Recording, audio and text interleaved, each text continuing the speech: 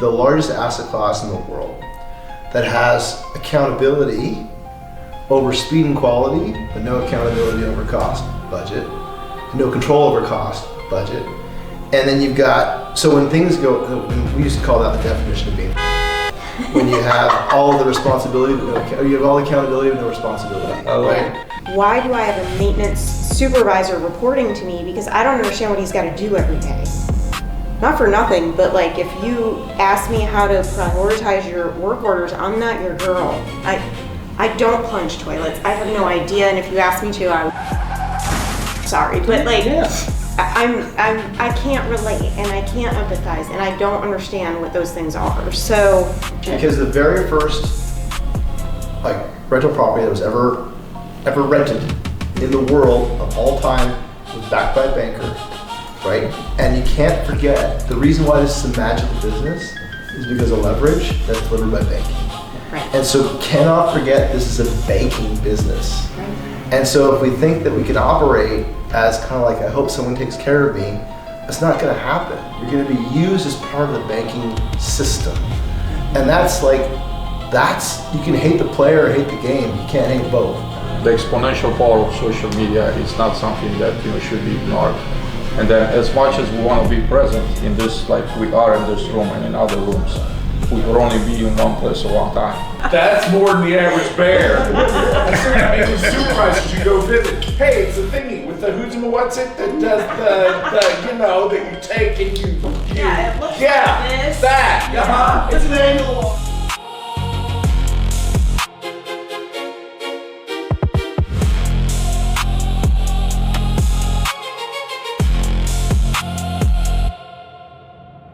Because we're kind of like not in the mainstream of just everything, all the events, I try to create a group for us, right, to have an opportunity to know who's in our market, to have an opportunity to learn what everybody else is doing, right, other things, and be a resource and a support for each other.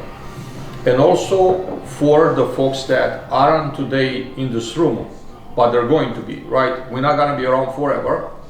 And then one day there's gonna be people that we would want to take our place, right? But that doesn't happen by magic. So we're gonna build that. So I created about 3 years ago this Multifamily Facilities Leadership Council. Most of you in this room are members. For those of you that are members, I would love for you to join. There's no fees involved. There's no obligation, hey, you have to show up. We're doing meetings typically every other Wednesday. Sometimes because of my conflicts, I had to push to like Thursday or Tuesday. Come as often as you can, contribute as much as you want, as much as you feel comfortable, or don't contribute at all, that's okay too. Just be there. It means a lot, right, when we get together and we show our numbers and our support for each other.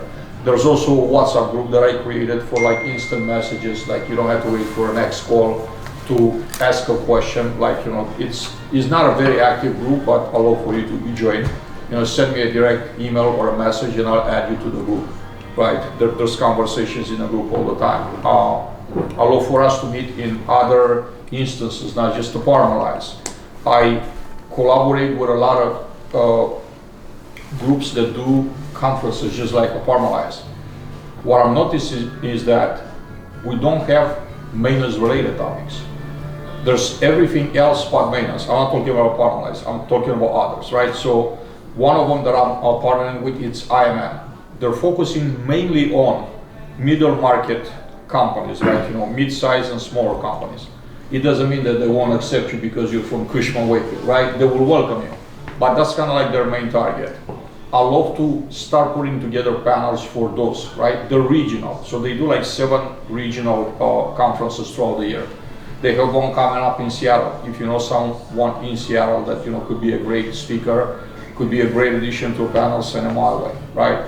There's another one in July in San Diego. They're doing. There's one in North Carolina. There's one in Atlanta. There's one in Denver. There's one in Dallas. So there's 8 or 9 of them, I think, currently with the new ones, with the new edition ones. I'd love for you to reach out and say, hey, I want to get involved. I want to help you as much as I can to get your name out there, to put yourself on a panel, to contribute, right? And we need more visibility. what it takes for you to reach out and say, like, hey, I want to be involved. At the end of the day, I could facilitate a lot, right? I could help you a lot, yeah. I'll offer all of you, every single one of you, to at some point or another to be on my podcast, to do a podcast. I have good distribution when it comes to, social media, especially LinkedIn. This will help you, right? Help your ideas spread and help people getting to know you that they can know you in person.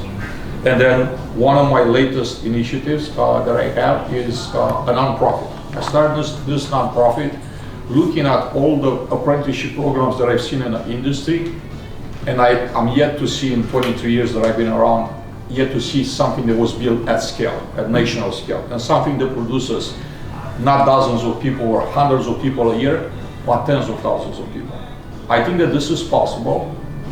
I have a vision for it, but the vision is nothing without involvement and without others believing in a cause. Same thing here, right? We're not going to be around forever. We're having maybe 20 years left, maybe 15 years left, maybe 25 years left, but eventually we're not going to be around. And the pipeline doesn't look great.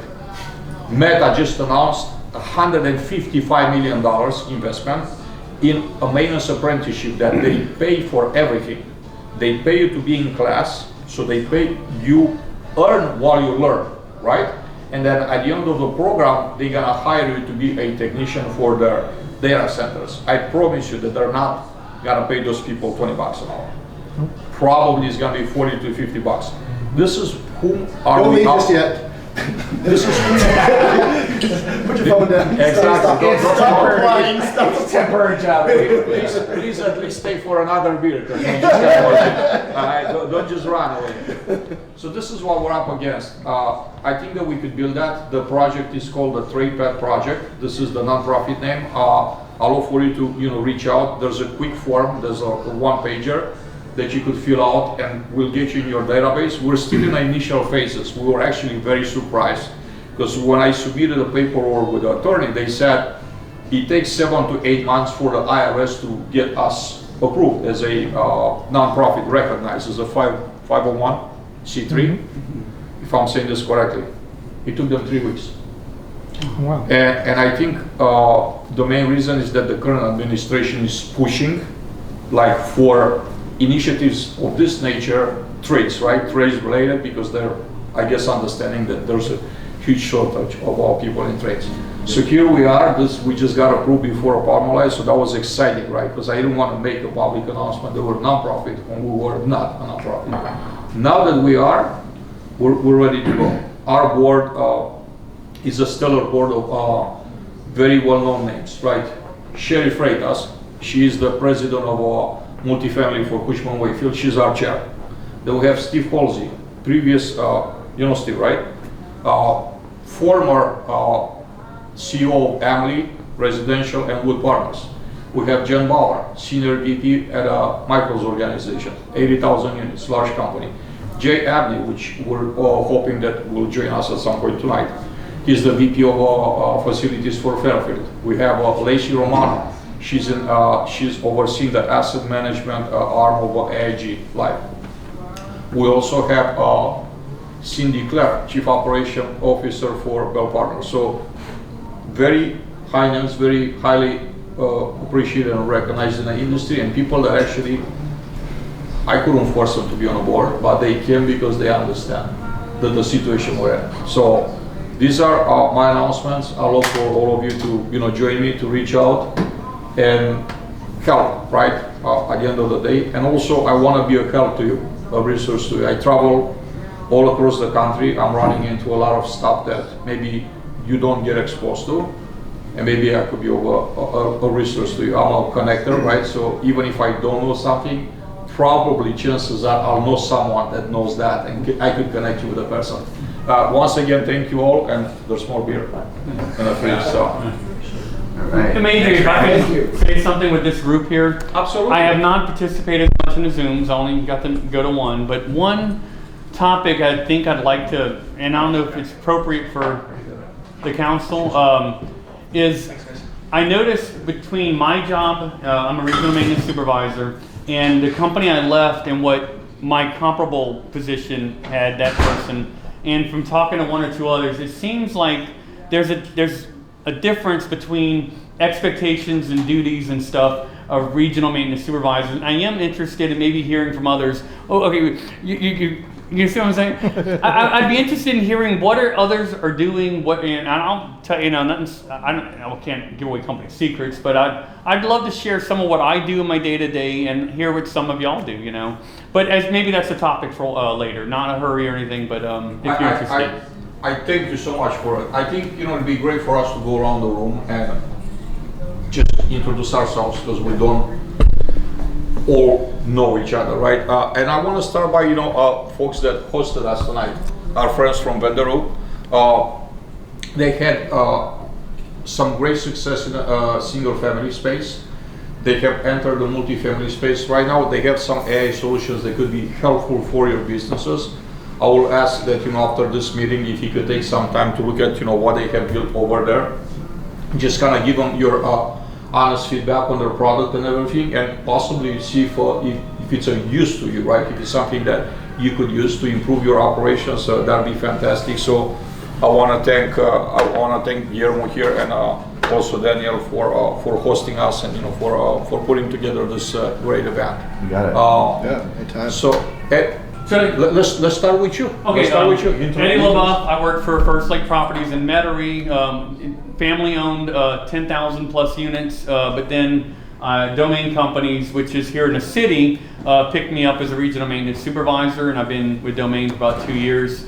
We have buildings like walking distance from here. Right down Girard Street, we have 29-story buildings, and we have 5-story buildings, and we even have a former ice cream factory. The first ice cream factory in Louisiana, Gold Seal, is now Gold Seal lost. But, and I hate to say it, I do have to leave for something else later, so if I do slip out, I apologize. But it is great to be with all you guys, and I'll be trying to make more of the calls. I'm pretty much like lead maintenance tech at one of the biggest buildings that Domain owns here in the city, and I'm a trainer as well. So pretty much I kind of I'm like that guy that pretty much the other guys call whenever they get to kind of a jam, So I'm pretty much bouncing between properties on summertime, ACs and stuff like that. I'm the guy that kind of go help with those kind of things. But and yeah, like I said, Ed is gonna give me the information, and I would really like to join, and kind of help with whatever we can. We'll love for you to join. Yeah. Our leadership group is not open just to directors or VPs of maintenance. We actually accept, if you are a groundskeeper, you want to participate, we'll welcome you. Because I know that I was a groundskeeper one time, right? So if you're a groundskeeper today, you're gonna be a VP of maintenance one day, possibly, right? But I want to make it easier, because 20 plus years ago, there was no one around that I could ask, nobody I knew. I figured things out around. One of the things that kind of give me a lot of joy is for example, right, I've been 20 years, a long time, and sometimes I see guys on the store, that I met 10 years ago, and they said, man, whatever you teach me, now I'm working in such a property and this and that, and now I can give my kids whatever they want, because whatever you show me, now my AC lead tech somewhere else, so those are the things, when I remember 20 years ago, I didn't knew what I know in the industry now, So, it kind of feels good to kind of help others to kind of grow, right? Keep in mind, when he says kid, he has a 25-year-old firefighter. Yeah. Okay, yeah. So he started. Oh yeah, I'm 44. Yeah. And just to give an example of something Henry has been helping the guys with. Obviously, 454B, doing the conversions has been a problem. I know the turnover has been talking about in the podcast. A conversion cost us about $8,000, but then we discovered these side port R410A units that we can get for $1,300. Well, the guys can install them, but Henry has to help with the electric stuff and all that stuff. But they're learning, It's a mergership between A Residential, formerly Cortera Property Management, and RKW in the East Coast, kind of Southeast region, merged together to create Arcline. So we're definitely a newer company, but yeah, literally myself is a support role. I literally go and help out with all our teams and do that to kind of share my experiences, my knowledge, get knowledge from them to share across the country, and just, support our teams on site level to corporate level. So, I like networking. I like hearing and meeting everybody in different regions to see how everything works in different regions, because I'm out of Chicago. It's crazy up there at times, but you know, I'm glad to be here and nice to meet everybody here. Do you mind sharing for a second, just like our client Alfred, and like how that's Alfred is different? our parent company. So Alfred bought A Residential and then RKW, and then instead of keeping them two different entities, they were like, you know what, we're gonna bring everybody together. Arcline was the name of RKW with A Residential merged together to create that. So, but yeah. And then Alfred's whole like differentiate, because I think I've talked to Jessica a couple times. Like what Alfred does is pretty cool. Yeah. In terms of like building an AI first PMS instead of all the things that we suffer through every single day. And it's just, They're tech, they're building, and the good part is Ken and I, we're part of Arcline, and we're in that building like their whole AI platform, service platform for our team. So it's pretty interesting and pretty cool. We brought that. cool, thanks, Fred. Yeah. Yeah, so hey everybody, Ken Stumpf. I'm also with Arcline, based out of Denver. Been in the industry 23 years or so. Same as probably many of you, started entry level and you know, kind of worked our way up. Juan brought us here today, and he was with us when we were Cortera. We were in similar roles at one point, and then he became kind of our big dog there. Okay.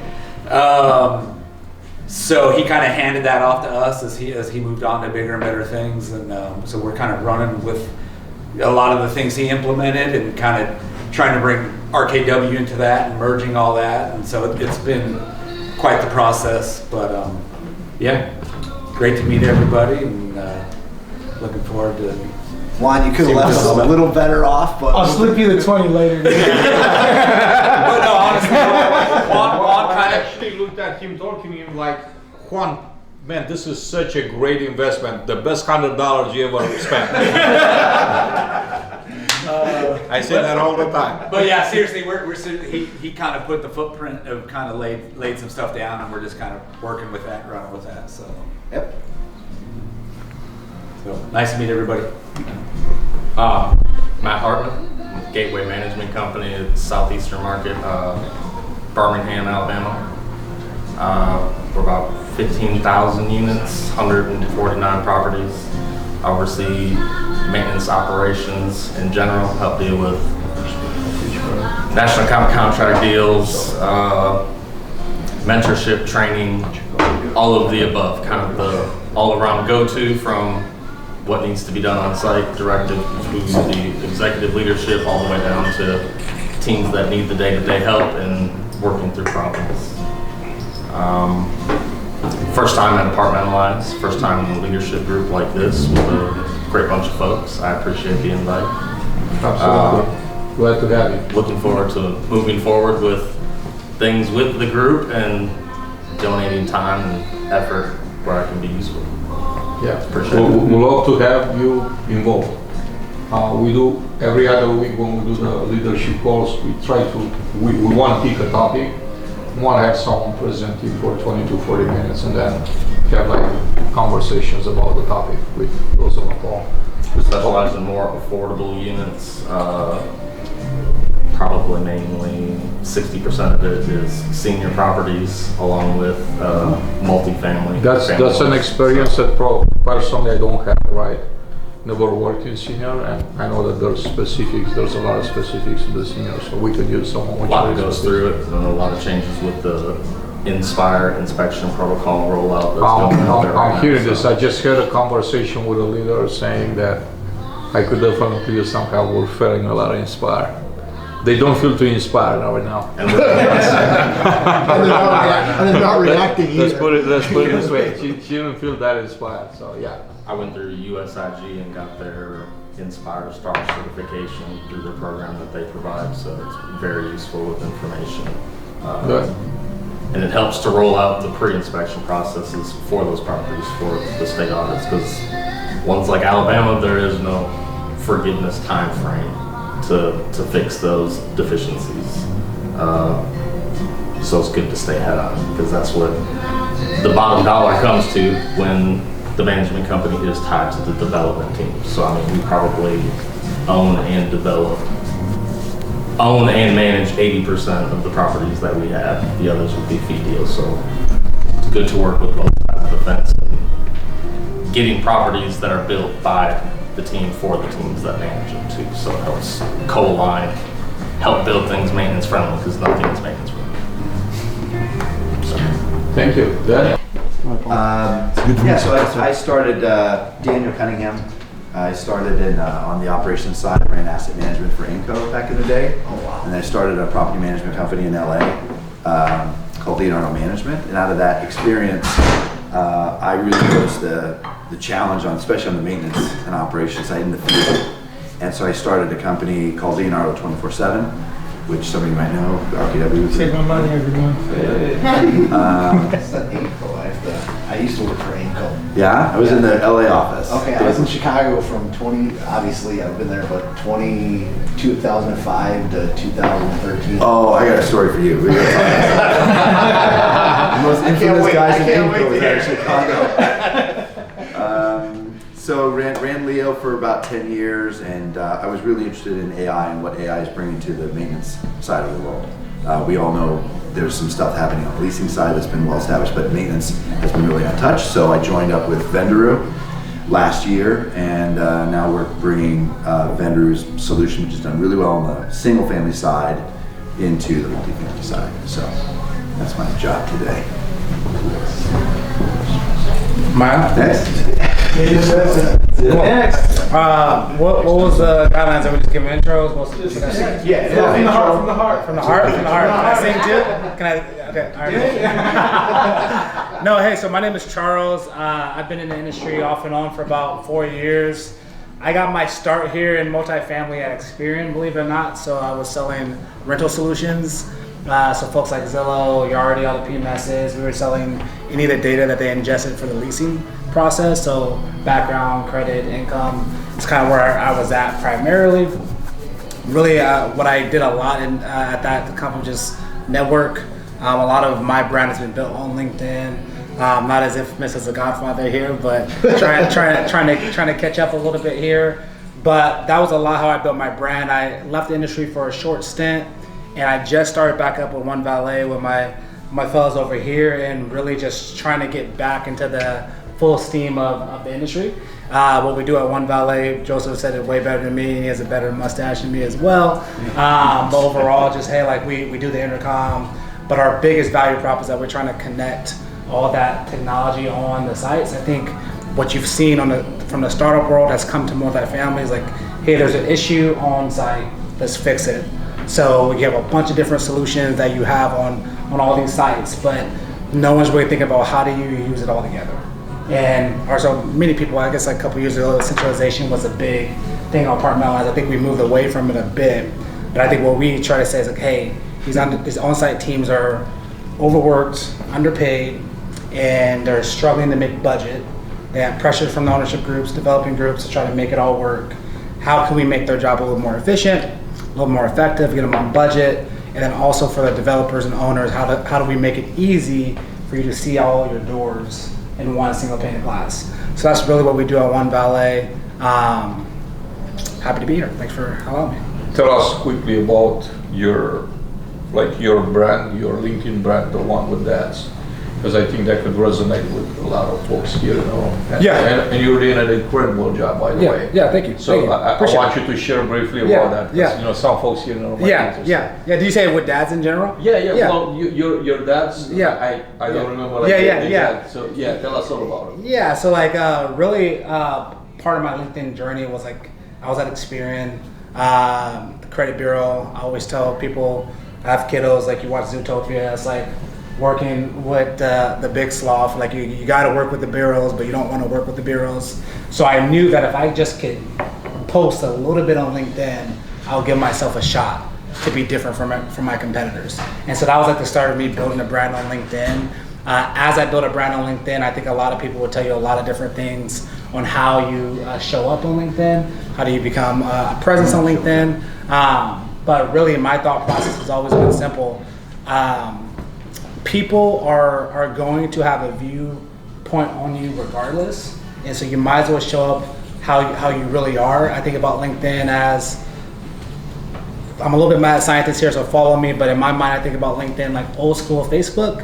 When you thought about the timeline on Facebook, you were like, hey, I haven't saw Charles in 3 weeks, but I feel like I've talked to him yesterday because of the timeline. And you've interacted with me every single day on my timeline. So I think about LinkedIn first in that manner, but then I also think about it like when Twitter first came out with the accessibility. So Twitter was like, hey, you could tweet JJ Watts or Jamie Foxx and they might respond to you. So anyone was accessible. What Twitter when it first came out, it might still be to some capacity, but LinkedIn has both of those together. When you post on a consistent basis, people start to know you and your brand before you walk into the room. And when I was at a company like Experian, that was huge because no one wanted to work with the bureaus. Everyone hated us, or everyone was indifferent to us. We had a couple of people who were like, you guys are the best, but not most. Especially multifamily, they're like, are you here to fix my credit? Like, what's happening here? And most of the time. So I saw the value there. And then and also like I saw like, hey, I could go reach out to any person in this room and you may not respond to me, but you could. I started building relationships with anybody. And so the accessibility that I found there was huge. So as Adrian kind of mentioned, I built a little niche for me, like just showing up like, around fatherhood. So for me, my dad wasn't really around.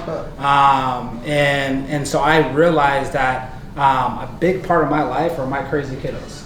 And so a lot of my stories just happen to be about my kids. So like when I think about my brand, if I would like step out a little bit and I'll say, hey, there's a couple pillars. That pillars are gonna be my faith, it's gonna be like my legacy, it's gonna be my kids, it's gonna be my work. But my work is a small piece of who I am. And so what I always tell everybody, like show up fully 100% of you, and what you'll do is that you'll attract the right people, but you'll also repel some people as well. But eventually, no matter what, people are going to realize and who you really are, and they're going to say, I love that guy, or I hate that guy. I kind of speed up that process with my brand. So you know already through just my transparency and how I show up online. If you like me, you don't like me, you're like, I'm a little indifferent. Maybe I need to see a little more. And so I've just had a huge conviction that that's the best way to show up online. I think the best brands will show you. I think Adrian, I think Tony, I think many others I know on the multifamily space have done a really good job of saying, hey, before they even walk into a room or conference, a show, you're like, I know who this is. And you probably already have a good idea if you're gonna try to give them some money or work with them in some capacity. And I think I've tried to do that in some short form in my little brand here. I appreciate you sharing this. I think it's relevant for us all, right, to have these conversations public and also in our heads too, because ultimately the power of, you know, the exponential power of social media is not something that, you know, should be ignored. And then as much as we want to be present in this, like we are in this room and in other rooms, we can only be in one place at one time. Social media allows us to like truly scale that. I looked at my numbers today. I reached 1.5 million people in the last 365 days. One in a dream of mine, I would ever, you know, meet these people. Never, right? This would never happen. But I reached, like, you know, I showed up in their feed, and it's a big deal. You know, it's a big deal to me, and it's also, I found it very helpful with all the initiatives, everything that I've started, whether it was job related or business related. It is very helpful. I encourage you all, right, if you haven't really like gone deep into it, you know, to just kind of test it. And I'm here, you know, if you want any tips, I do this, like, I'm very passionate. I'm a student of content. I've been studying for many years and I'm still studying it. I'm still a student. I haven't, you know, graduated yet. I love to share with you, you know, what I'm doing, how I'm doing it, and, you know, maybe that's helpful for you in your career. Certainly, it's hard to follow up Charles here, but as he alluded to, Joseph, I'm on the team as well. So we're 3 of 4 that oversee the U.S. and we're originally with One Valet, a Canadian-based company, but he sort of alluded to it. I'm sure you heard about it with Joseph here, but we're fitting in 2 worlds. You know, you have your access control and then a building resident experience and OS layer. So that's what we're here at NAA for, to represent that. And a little bit about myself. I come from finances background, then I moved into multifamily, and with mentors and people that I've interacted with, I find that this is one of the industries where once you get in, you don't really get out, and I like it so far. So yeah, really looking forward to taking advantage of meeting great people at NAA. This is going to be my third one. Prior to one valet, I was with some other prop tech companies, so that's what got me into the industry, and loving it so far. I call this a version of Hotel California, right? You know what they say? You could check in anytime you want, you could never leave. Yeah, exactly. If you don't believe it, just look around. Right? If you don't believe it, look around. Yeah. Gee, you're up next, I sir. guess I checked in 3 years ago. You have a long way to go, brother. You're still a rookie in my book. In everybody's book, yeah. Our vendor, I work with Daniel, we're helping kind of an AI movement within maintenance and multifamily and small multifamily. What we do is we eliminate and automate all the soul crushing work that is completely killing all the people out in the world in terms of what the work they're doing. So all the admin, all the coordination, all the shit that's really low value, but must be done in order to execute the job, we make that simple and go away. So I'll tell you what, my background, my life, my whole life, my very first job, my very first day out of school was working in maintenance and as a consultant. So I implemented technology in maintenance for 23 years. Across all asset-based industries. So if there's an asset industry, I've worked in it. I've been underground, above ground, I've been in nuclear, I've been in rail, I've been in retail, agriculture, everything. That doesn't make it different or doesn't make it any better than multifamily. I discovered multifamily 3 years ago. Discovered Adrian and I connected probably 2.5 years ago almost. And I think so, a blueprint. A blueprint, yeah. And I discovered this incredible industry. I'll tell you the thing that I love about this industry that was not in other asset-based industries, specifically is the revenue is inside the asset in this industry, and it is not in every other industry. Every factory, every plant, every mine, the production happens inside those facilities, the railway, but the revenue doesn't happen inside the facility. And so what I thought in my lifetime is that I can make a big difference in the world by taking my asset background, operations background, maintenance background, technology background, and putting that right where the revenue was, because that's where everything happens. And so that's kind of what I love about this industry and why I think it's very different from other asset-based industries.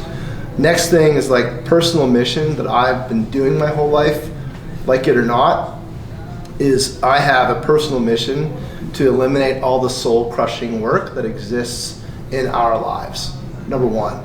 And I really believe that you have to do that first, because that's how we get to make money and charge for the things we do. Eliminate soul-crushing work. Now, not a lot of people want to pay for that, but that's ultimately the outcome.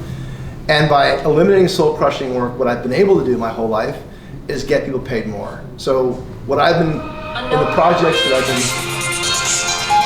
I've been involved in delivering technology, by eliminating soul-crushing work, we're able to increase the value delivered by every single person that's like this in this room.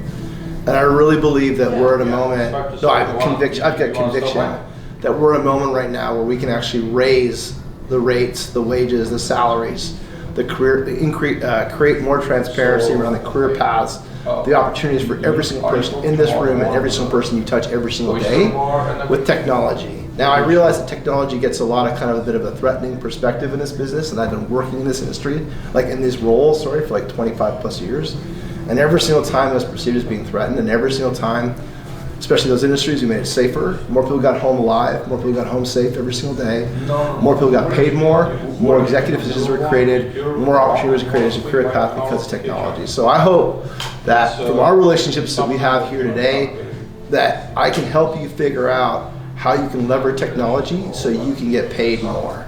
And ultimately, that's what I care the most about, is that if we can raise the productivity of people by eliminating soul-crushing work, you can have a longer, more fruitful, safer career than you may ever otherwise have with the current options available today. That's what I do on Earth. I'm on Earth to do that. It's help people get paid more with technology. So I hope you guys will be willing to come along that journey. It's pretty exciting to kind of think of it that way, because it isn't about implementing more shit, because there's enough shit in our life right now. But if I can actually say, hey, if we do this, we're going to eliminate 30% of the work that doesn't get you paid more. No one gets bonused on how fast you can process ERD transactions. No one gets paid more on how fast you can coordinate or reschedule a resident. No one gets paid more on the parts you didn't order, the parts you should have ordered. And no one gets paid more on how fast you pick up a telephone. But all that work has a relationship to how you get paid. So that's kind of the way I look at things, is that whatever we can do with tech to make you get paid more, then that's the thing that I'm interested in. Otherwise, I'm really not interested in it. Hope that's interesting for you guys. Good perspective. Very much. Thank you. I'm Joseph Knack. I've been in the industry for about 10 years, and I started out as an on-site operator, working really closely with maintenance teams. I was on the leasing side, but I worked really closely with the maintenance teams and saw firsthand how hard you work, how hard your job is, the lack of support you have, and the demand that your roles take. And I've been on the vendor side for about 5 years now, and over the past 5 years, I've really admired what like Paul and Adrian have been doing to bring to light the lack of support that the maintenance side has. But you guys are like the most important team on site, just don't have the support needed in order to do your jobs the best you can. So, you know, my whole goal being on the vendor side is to support you as best as I can. You know, I've never been a maintenance tech, never been in those shoes, but I've worked closely and seen firsthand. So anything I can do to support you guys is why I'm here, and want to just move the industry forward. And, you know, I'm with One Valet, like my colleague said, and over the past few years, I've realized there's a lot of technology out there that says they do a lot to help you guys, but like Paul and Adrian have called out the bullshit and be like, is this really helping us, or is this just more work for us? So, you know, really admire what's going on in the maintenance industry and the side, and like what's coming to light, and to see how it's progressing over the past few years. Stand up so you all can see me. My feet are killing me. I was in heels today. So is Paul. So crazy. So my name is Michelle. So thank you all for having me tonight. Thank you, Adrian, for the invite. Well, thank you for, you know, being the only girl in the room. I am here for it. I know you wouldn't mind, but just letting you know there's only, you know, guys, you know, it's like, oh, I know. He's like, there's only guys there. I'm like, I love men. So it's good. I have a female maintenance supervisor in my team. No, Michelle is the type of person that, you know, like super easygoing, and you know, she's cool with everything. So I'm like, yeah, come on over. Yeah. I don't have plans tonight. Why don't you come over? Right? And she and I, you know, work together at Portland. So, you know, we go a few years back. And I told him today I used to do aircraft maintenance. So there is pretty much nothing that you guys can say or do that will offend me. Because if you've ever been in a mechanic shop, you know. I love that. I've got really thick skin, so you can pretty much say anything in front of me. I've been in the industry about 25 years, started on site, worked as a property manager, and met Adrian at Cortland, where I did a lot with CPAT, which is their acquisitions team. And then from there moved over into the technology space. I do agree that y'all are a very underrepresented group on the technology side of the business, so I'm always excited to hear technology providers have a focus on the needs of our facilities folks. I work for a firm that's called Newmark RF. Many people know of it as Real Foundations. We're consultants, but I promise you I'm not here to consult today. You won't feel like I've like gotten into all your business by the end of the night, I promise. But we basically help companies identify tech, select tech, train, do change management. We also support technology. So a lot of things that I hear a lot of times is, well, you know, maintenance and facilities isn't really interested in technology, and my response to that is no, they're not really interested in shitty technology. They want good technology. So we help companies identify that, go through requirements and understanding, and I did a lot of that at Cortland, is identifying tech, making it more efficient, and helping the on-site teams. And so I do a lot of that in my current job. And other little fun fact is I have a tendency to carry my husband's proxy because he is in the industry. He's in facilities and maintenance as well. And I've been trying to kick him to get in the facilities leadership council, but he thinks that teams meetings are soul crushing. So it's a little bit of a push to get him to go out there. Like I got off my game. He's no, like, I don't take this personally. I just, you know, I love a challenge, and he's a tough one. Yeah. He's like, why do I have to be on a Teams meeting? I have 14 vacant apartments. I need to get ready. I don't need to sit on Teams calls. So he is, he's been in the industry about 30 years. We met on site, and So I try to carry his proxy because I hear all the crap every day that goes on. So I totally understand what y'all go through, and I definitely agree. Y'all are the unsung heroes of the industry, so I appreciate everything you guys do every single day. By the way, guys, Meet several of you that I haven't had the opportunity to meet. My name's Paul Rhodes. I've been in the apartment industry for 30 years, and started when I was 2. Started on site, and then ended up going to work for HD Supply. Rewrote their educational customer training department, and then went to work for NAA for almost a decade up until COVID. Ran their CAMT program and rewrote it and redid it and got it set. When COVID happened, I became the director of Life Properties, worked with them for a little over 2 years, and then now I run the maintenance learning department for Brookfield Properties, which is 112 properties around the country. I also have, that's the day job. The night job is I started directional maintenance services, which is I do training for mostly associations, but some management companies and as needed. And then I also host a podcast, Maintenance Mindset, and I'm co-host of The Turnover. So basically I'm a weirdo loudmouth maintenance guy who just can't shut up. So howdy. podcast fits you just well, right? Yeah, that's exactly right. If you're the guy. It's awesome. I turn on the camera and there's nobody there to tell me to shut up. It's great. Well, tell everybody here how they can find you online, and if they're needing services, like if they're needing help with building maintenance programs and things like they're in your warehouse. Just share with us. So want to make it easier for them to reach out. If you're looking for general information or different ways of approaching maintenance topics, I'm one of the podcast hosts on the Multifamily Media Network. So you can find all the podcasts that I'm on there, as well as on, how many have we done? 5 or 6 I've been on. I think, 5 or 6 is about right. 5 or 6 on Well, it's time to Adrian's. do another one. You've been kind of like dodging me. You're not coming to the council meetings. Dodging implies intent. It's more, I could say that you're running away from me just as much. We're both just running in completely different directions, so that's the problem. But that's exactly right. It's there. It's out in the open. Is Texas and Georgia having a disagreement right now? No, I live in Georgia. The bad thing is, honestly, we live 20 miles away from each other? Something like that. Yeah, I'm in Georgia. Yeah. Houston, apologies. Yeah, no, that's where you always saw me, is because I know more about business in Texas than I do in Georgia, just because Georgia, for whatever reason, the local association doesn't like me.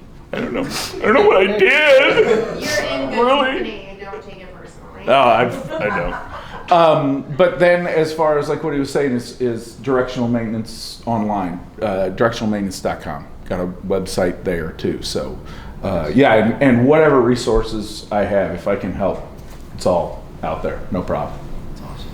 And if you're bored tomorrow afternoon at 2:15, Mark Sharp and I are going to be talking preventive maintenance.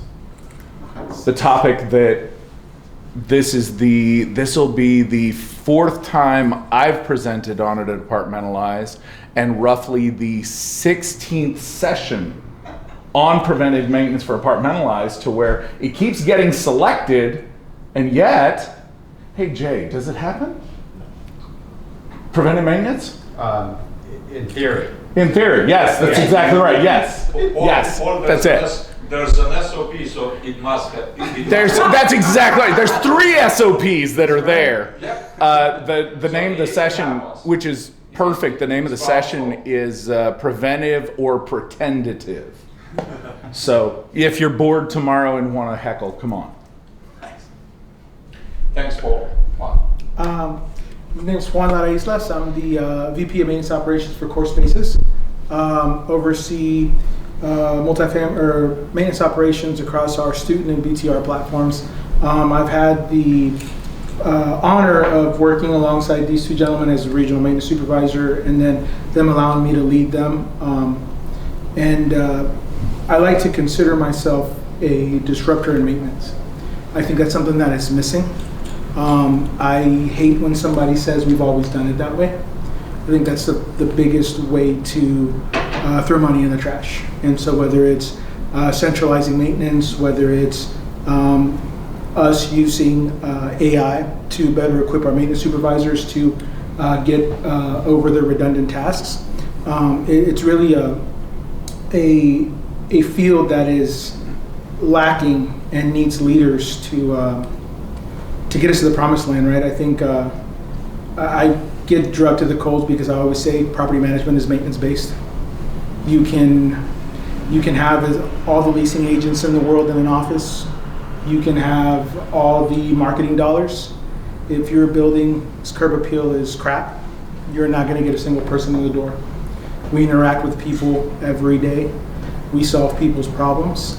And my goal is to invest in the people that actually work towards retaining our residents. So with that, I'm very excited to be part of this group. I know Adrian and I have talked a few times, and looking to keep collaborating in any way I can. Appreciate it, brother. Great to have you here. Jay? Am I up? Yeah. Just moving on. I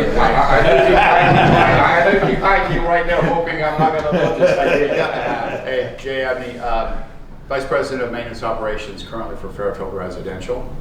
Hi, everybody. I know some of your faces. Some of you are new. Been in the industry this August 41 years. And I did start at 18 years old in Fort Worth, Texas. Like most of us, started off picking up grounds. You show up on time, you pick up grounds, you look good. Next thing you know, you're the turnover guy, then you're the tech. And when the supervisor leaves, you know the property, you become the maintenance supervisor. So by, I think, 3 months before I became 19 years old, I was a maintenance supervisor. And from there on, the journey started. And so I've basically been mostly in property maintenance, but I ventured out into resorts, hospitality, Kimpton hotels, Marriott, some private places. But then I came back into multi-housing when I was offered national roles. So being the National Director of Performance for Alliance Residential for a few years until COVID hit, Graystar bought up Alliance. They were kind enough to make me the National Director of Maintenance, or Senior Director by the time I left, for about 5 years. And then the Vice President role opened up here last year, and I took that. And I've been really blessed in that role. But yeah, it's a hard journey, right? I mean, we all learn by doing. To Paul's point, preventative maintenance is always the theory. And every time we build a structure, a plan, an inspection, it's all based on preventative maintenance. And the problem is our industry is never staffed enough. We never look at our industry from a perspective like every other company. They look at a company and say, how are we supposed to have this end result, and how do we scale everything we do, the production, to get that out at the level we need to make this money or make this end product. If you're building cars, you're going to scale that whole production line to hit an end point. How many cars do you need? You need this many people, you need this kind of equipment. We don't. We go and we build a property and we throw a couple of people on it, and then we keep adding on what they need to do. And so I think the first step for us as maintenance leaders is to recognize that we just can't keep layering things on and expect that what we build up in the ivory tower, the inspections, it doesn't matter what technology, and Aaron and I were talking about that this morning. He said, what do we do with the technology? If I did this, or if a technology piece did that? And I said, the thing is we can adopt this technology, and it can be great, but unless we're holding our teams accountable, then we don't get the end result out of it. And there's a bigger layer to that. It's not just holding them accountable. We got to listen. We just can't say, hey, I can't call him and say, hey, Bob isn't using HappyCo. I see he's just pencil whipping the inspections, which happens all the time, right? But Bob's thing is he's turning units, his team is fixing work orders, but they're doing it the way they did it. Perhaps they weren't trained enough, perhaps they didn't have the support from us, or perhaps sometimes it's just an operator that's set in their ways. Whatever it is, it's usually they're still trying to do the job.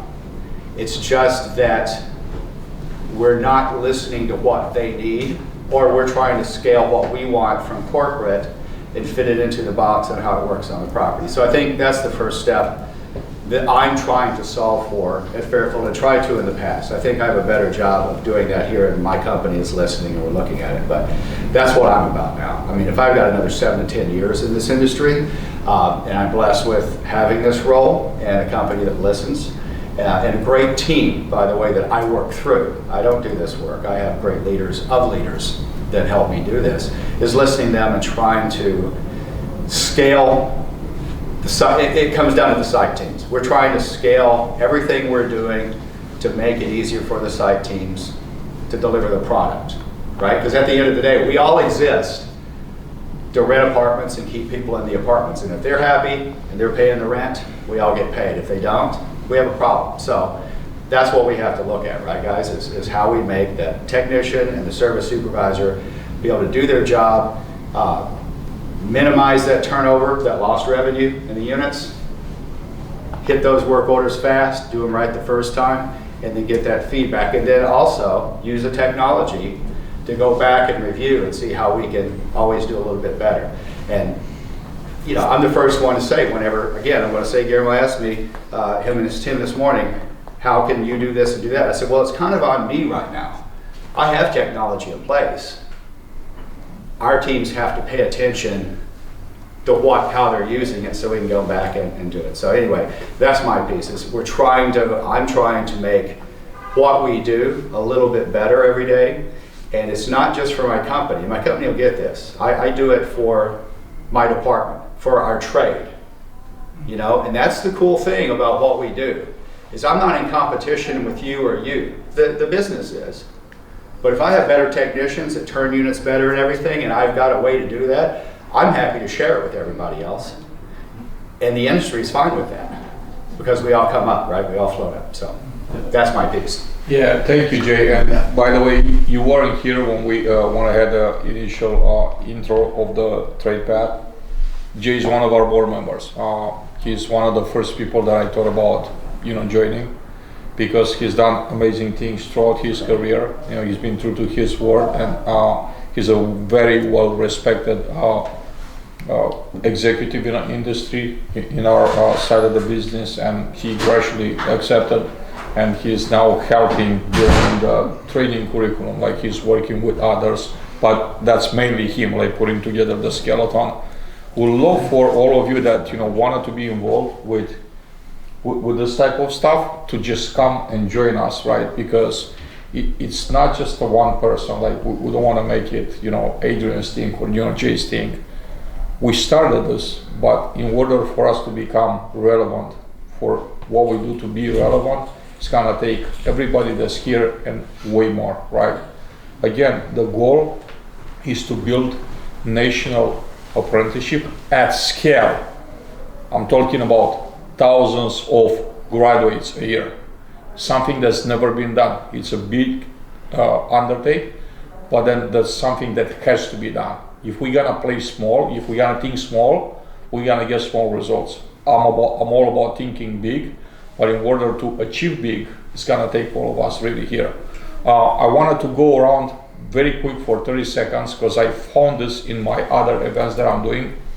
Asking each one of you what's like something that keeps you up at night. I wanna keep it, very brief, like 30 seconds each. Because what I learned from this exercise is that a lot of times you're in a room with people that could actually solve your problem, could make you sleep better. And then the connection doesn't happen, right? But if we're making it, public, if we're talking about someone voicing it out, chances are there's someone in the room that could help them, or they know someone that's not in the room that they could recommend them to. So I think I found this a very useful exercise. And Jay, since you were the last one that spoke, I'm gonna start with you. What's your number one thing, the top one thing that keeps you up at night? Losing good people. I mean, we want to build a career progression path, and the Trade Path Project is going to kind of start that by apprenticeshiping in people that are already trained to bring in some people that are grossly needed, right, in our industry, period. So that's a good site, but it's really making sure that my company and I think other companies are all trying to do the same thing. we want to be able to provide a plan for our team. So if they come in at 18 or 19 or whatever age, but they're entry level, we train them up, we keep them engaged, we show them where they can go. How can they get my job is the attitude, right? How can they get that job? If we can show a clear path and give some remuneration for it and some certifications for it, I think that's what we're missing. Some companies do a better job of it than others, but that's what keeps me up at night is I got great people on a property that are waiting for their chance and we don't know it, so they move on to the next place. So I want to keep talent on my bench. You're up next, sir. Good job at night. Hopefully it's not the pesky smoke alarm beeping, but I would follow that exact same thing right there, losing good talent. I'm not for bogarting any talent as far as mentorship when we put it out, because as the asset and real estate itself, everything is built right there on site. And today, this property that I own is the next property that you guys manage, and you might be taking over that group of technicians. Sure. And I don't have a choice but to let them go at that same time, but to still give that knowledge and mentorship so that they pass it on. That just gives the trade that much more as it carries itself around. So.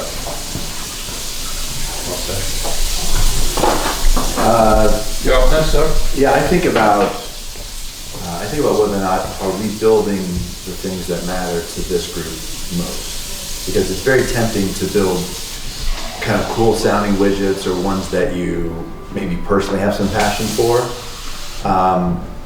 but it doesn't always solve what's on everyone else. The industry, the maintenance industry, doesn't always solve what's on their mind collectively.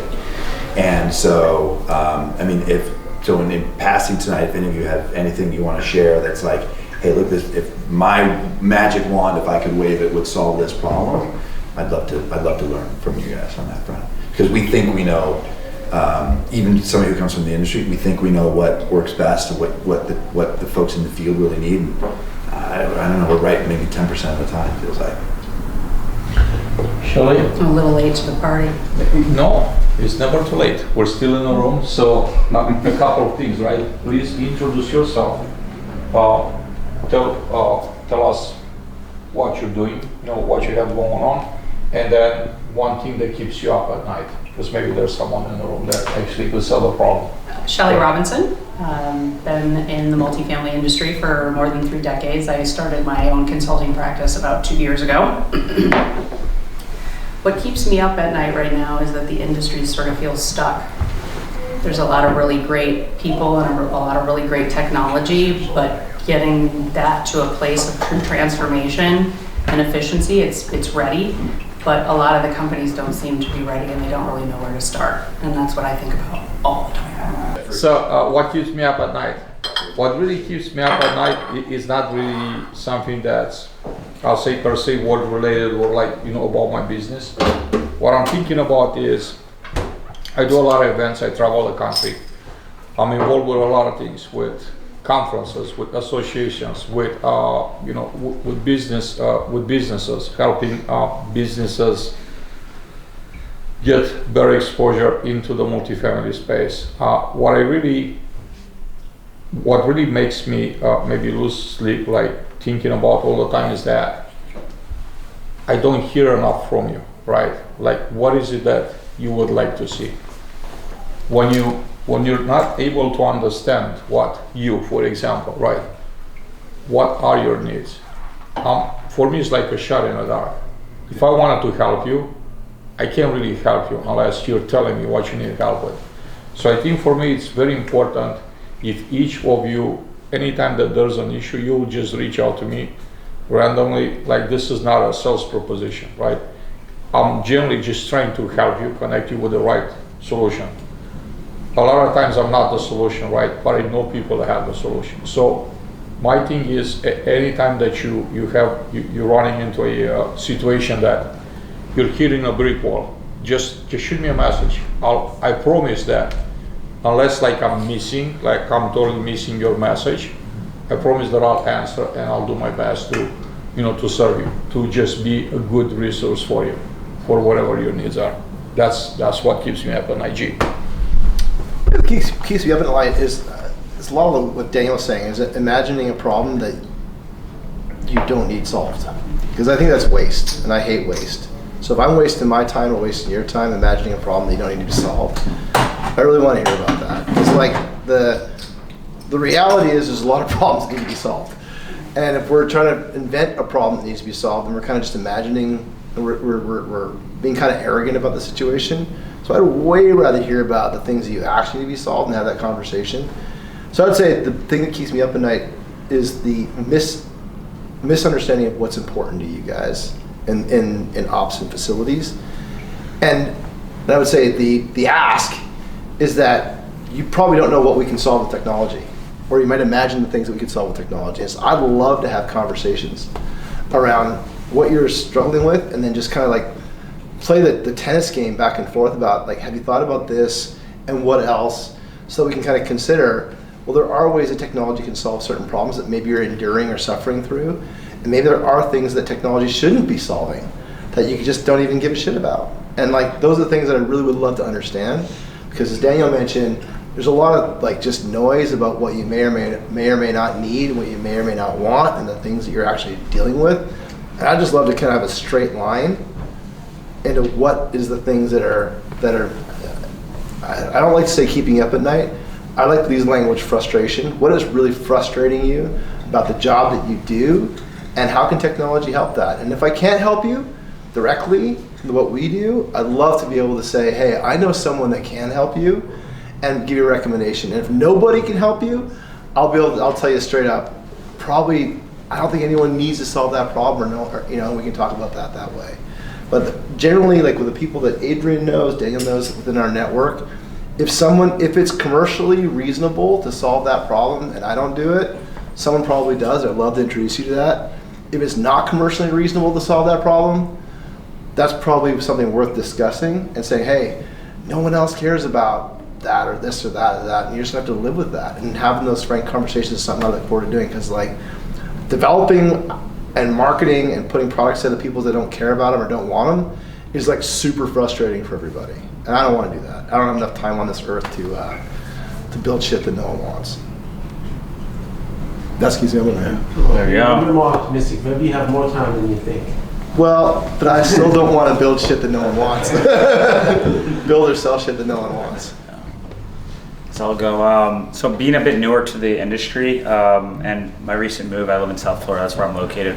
I love doing in-person network events, and right now, I guess what doesn't keep me up at night, but one thing I've been trying to solve is getting more connected. So being a part of like the local events, doing that, and also mentorships. I have a few people I'm connected with, but that's all like remote, and you barely get to see them. So right now, what I'm focused on is meeting good people in the industry locally, where I can learn from them, grab a coffee and in person. So if anyone knows anyone in the South Florida area, please connect me. I'd love to grab some coffee and have some connections. There we go. So yeah, hey, we solved it. There we go.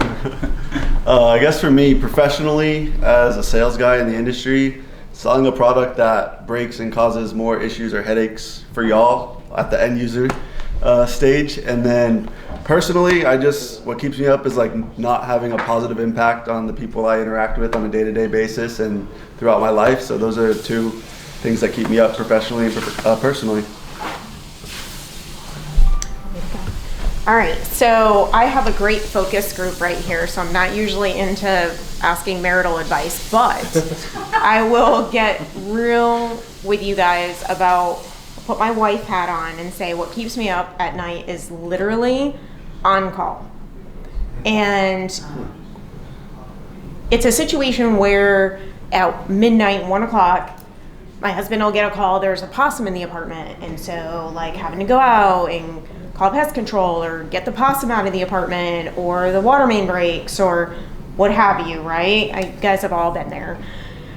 And so one of the biggest issues that I see, you talk about keeping good people. Obviously, I'm a little biased. I think my husband's a pretty good maintenance supervisor, but what literally keeps me up at night is that he gets very, very stressed out about being on call, or having guys that are on call that don't know how to handle the calls, or even better yet, okay, this guy was on call until 2:00 in the morning. He's got to go home. He's got to get his kids to school. He's going to be late to work now. And how does he manage all of that? And it gets to the point with a lot of guys that they are so burnt out, you are going to lose that talent to other industries. And that to me is heartbreaking, because I see a huge opportunity for our industry to rethink the way that we do on-call and potentially keep better talent, because we're able to address that. And my husband's even said to me, I'd find another job tomorrow if I knew I didn't have to take call. And if there was a way to solve that these guys can go home at the end of the day and be with their families and have some downtime and not have to worry about on-call all the time, I think that would be a huge win for the industry. So I know it's a big problem. I don't have the solution. He doesn't have the solution. But I think that's a big thing to address and figure out. So I'd love to have ideas, because I'd love to give them, come back and say, hey, I've talked to some leaders in the industry and this is an idea, and I think we could figure it out. That's what keeps me up at night, literally, the phone ringing. Yeah. That's right. Like, what do you mean there's a possum in the apartment? How does that even happen? Well, walks over and I'll be there at 8 a.m. That's exactly right. That's right. I'll see you in the morning. That's right. He's like, what room is it in? Oh, it's in the bathroom. Just close the bathroom door. Yeah. I'm like, That's okay. right. That's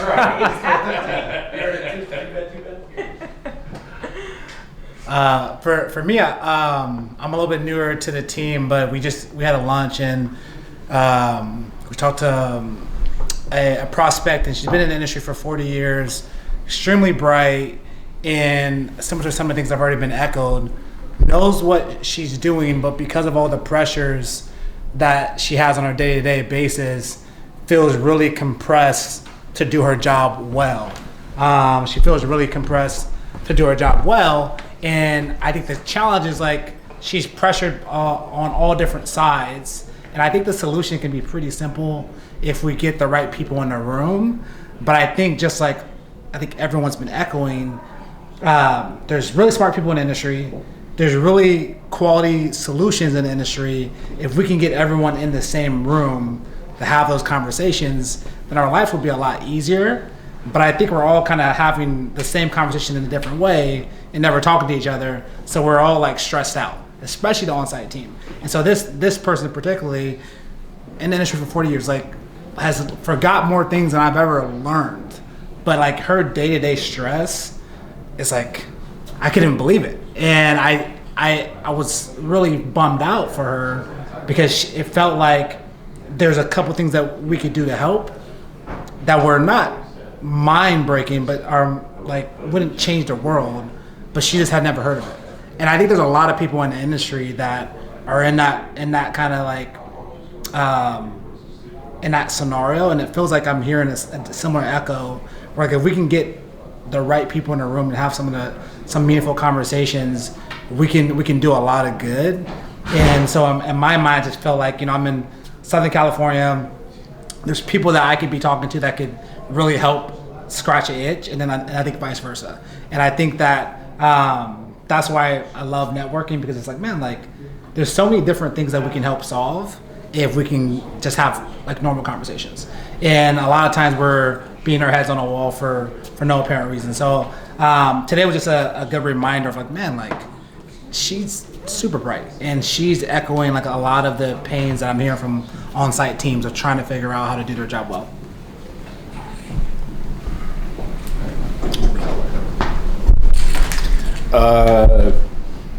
The thing that keeps me up at night most recently is thinking, second generation problems. And by that I mean, you read all the studies now that the majority of a growing majority, I guess it's not statistically majority yet, but over 1/3 of leases now are signed where the resident's first in-person view of the property is signing the lease. The lease was completely processed, everything done online, marketed online, everything. And over 1/3 of residents that show up, the first time they step foot in the office is when they pick up their keys. And more it's growing, they're not even picking up their keys, they're just getting the cell phone. All the technology is going that way. So the piece of it that's keeping me up at night is, if that is true, and I think it's true, believe it's true, if that is true, what does the career path, the skills, the education, the workflow, the expectation, the responsibility, the accountability for the maintenance team, because now they are the face of the property? That's what's keeping me up at night. They're the resident experience. Yeah, they are the resident experience. Well, this was it's not, if that's not the product, what is the product? That's just well, the product is the box. That's what they're paying for. Yeah, everybody can build a nice box. You're exactly right. That's right. But what changes the box from the other? But so all of that is what keeps me up. And unfortunately, every time I think I can, in this analogy, go back to sleep, there's some other tentacle or tendril that reaches out to. So right now, that's my current insomnia. Oh, man. Here's a couple things that keep me up at night. I think the first one is how do we get the institutional knowledge of the seasoned maintenance people that are the doers and don't really rely on technology, and pass that down to the new generation that heavily relies on technology but lacks the hands-on, right? And I think it's like, how do we bridge that gap? And because I think that's why we're talking here about this apprenticeship program, is because we're trying to bridge that gap, right? And it comes down to just that. And the answer, that's what keeps me up at night. I think that's the biggest thing that keeps me up at night. The second one is just how do we explain to companies that we need to transition to predictive maintenance with all the data that we have, with everything that is at our fingertips now, and with all these different apps and people tracking close times and common sizes and this, that, and the third. How do we use that data to be able to be more pointed into how we staff our people, how we deliver better service and differentiate ourselves from that nice box that anybody can build. So I'd say my one thing that keeps me up, kind of has multiple things in it, is the supportive role for our teams. You know, like being there at our level as directors. I've seen a lot of our teams, we just acquired, like I said earlier, the two companies and merged them, and I've seen a lot of unsupported teams. They don't know who to call, they don't know what to do, they're kind of clueless, and I want to figure out how I can get them the proper support and knowledge and guidance to be all they can be, in a way, I guess you could say, and go from there. That's kind of really my one thing, which touches into a lot of what everybody else said with support or things like that. So that's my one thing that really keeps me up, is making sure they can reach out to me and I give them that knowledge that I have to share, and then we keep growing that knowledge as a team and a company. So. Yeah, I would say probably the number one thing for me is my wife kicking me and telling me to stop snoring. It really keeps me up at night. But apparently I fall back asleep instantly, so not too big of a problem. One of the positive outcomes of being on call, right? Yeah. Yep. One thing I would say that just kind of drives me crazy, it may keep me up some nights, is kind of piggybacking off of Jay's, not only keeping our talent, but acquiring new talent. And kind of with that is the industry standard, of maybe one guy per 100 units, but we don't really budget the same across the board. Maybe you take that standard but this site contracts 100 100% of their paints, and they don't have a pool, and they don't have a hot tub, and they don't have this and that. But and this other site's expected to perform the same as this team that, you know, doesn't have the same demand. So that really,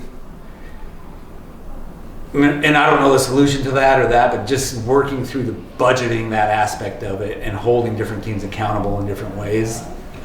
You know, because we have such a wide range of properties, from just your typical garden style, mid-rise, high-rise, and that industry standard just drives me nuts for staffing. From Class A's to affordable property. I mean, we hit every spectrum, and it's tricky at times. Yeah. So just for perspective, tell me about how many units you oversee, each of you.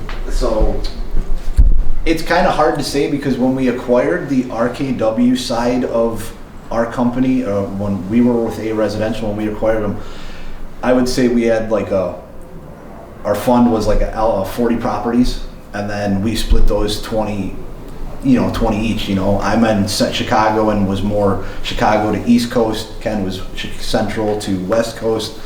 Now that we picked up RKW, we've got over 105 properties, so that's like about 55,000 units roughly throughout the country, and it's been tricky on how we're handling it, but you know, it's coming along. You know, we don't have, I know some of the support teams, you know, I know like one of them, they got some regionals directors under them.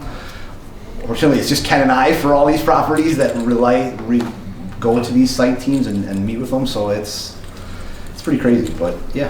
Follow for you to, you know, just kind of become a part of our community and see if there's any external resources that, you know, definitely, as you're, you know, sharing, your company doesn't currently have. Yeah. Like, as far as like knowledge, you know, honestly, like, you know, knowledge, like I don't know this, but like resources, right? For resources. I mean, we're all here I think for maybe a number of reasons, but one of the reasons why we're here is because like we care about what we do, right? And that's why we have gathered here together, along with, you know, our friends that are supporting what we do. So. Can I ask a question of you guys? Do you have any visibility to data around per door expense for your payroll? You know, I honestly, no. That's like, since I've been in Apartment Allies, this is my first one. I've heard that kind of expression, cost per day per unit, speaking with Juan and some other people in the industry. My company's never broken down to that scale. You know, it's been kind of like, they just never really broke it down to that. Or at least included you guys in it, right? Huh? Or at least included you guys. Yeah, or included us in it. You know, our company, there's been times that they do things and they're like, probably the latter, if I was yes, because it's a common, like, metric or KPI that's been discussed in the industry, right? Okay. So here's what I would tell you about the traditional 1 per 100. Mm-hmm. And I always challenge people when they come up with that concept, because the reality is you have some properties that, and I was on this property and I used to joke around that it was built on a burial ground or something, because sewer backups and pest control and everything that could go wrong did go wrong. And I needed more facilities help on those properties than I do on a similar vintage, just ran better, right? It was just ran easier. It didn't have as many issues with it. Much deferred maintenance?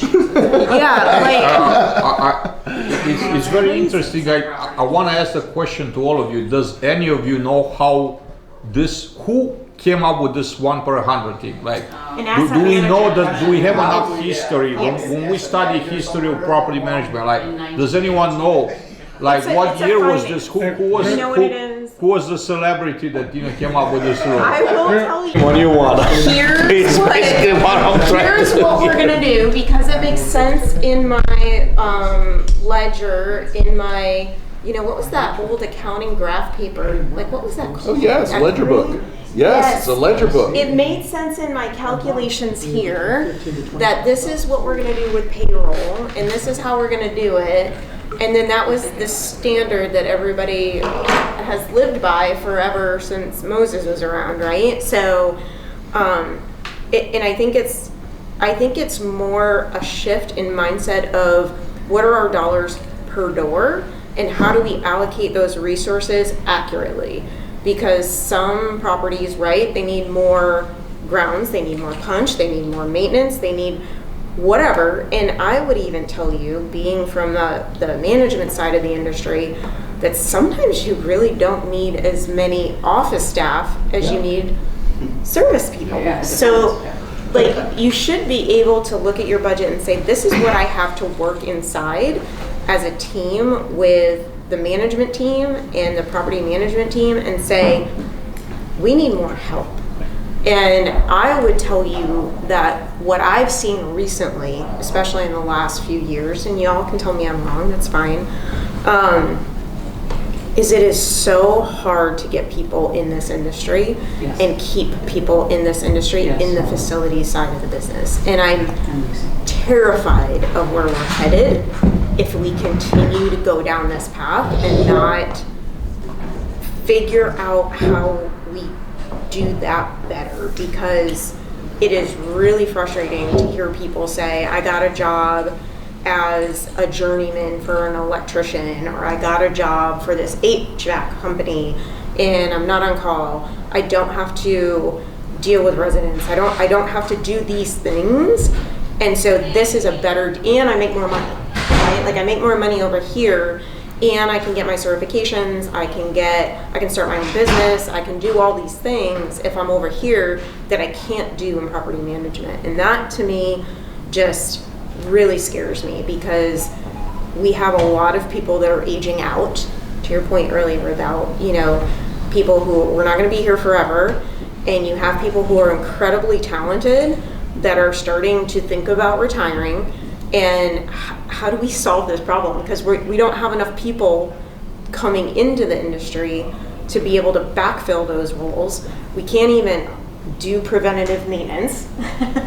So, I mean, we need more people and we're getting less and less and less. So it's to me, it's a bit of an enigma, and I don't know how we solve it, but it is very heartbreaking to me. And I think you can talk about AI and you can talk about some of the efficiencies in the software to help, but also the software needs somebody to support it and maintain it and continue to keep it up with the changes within your organization.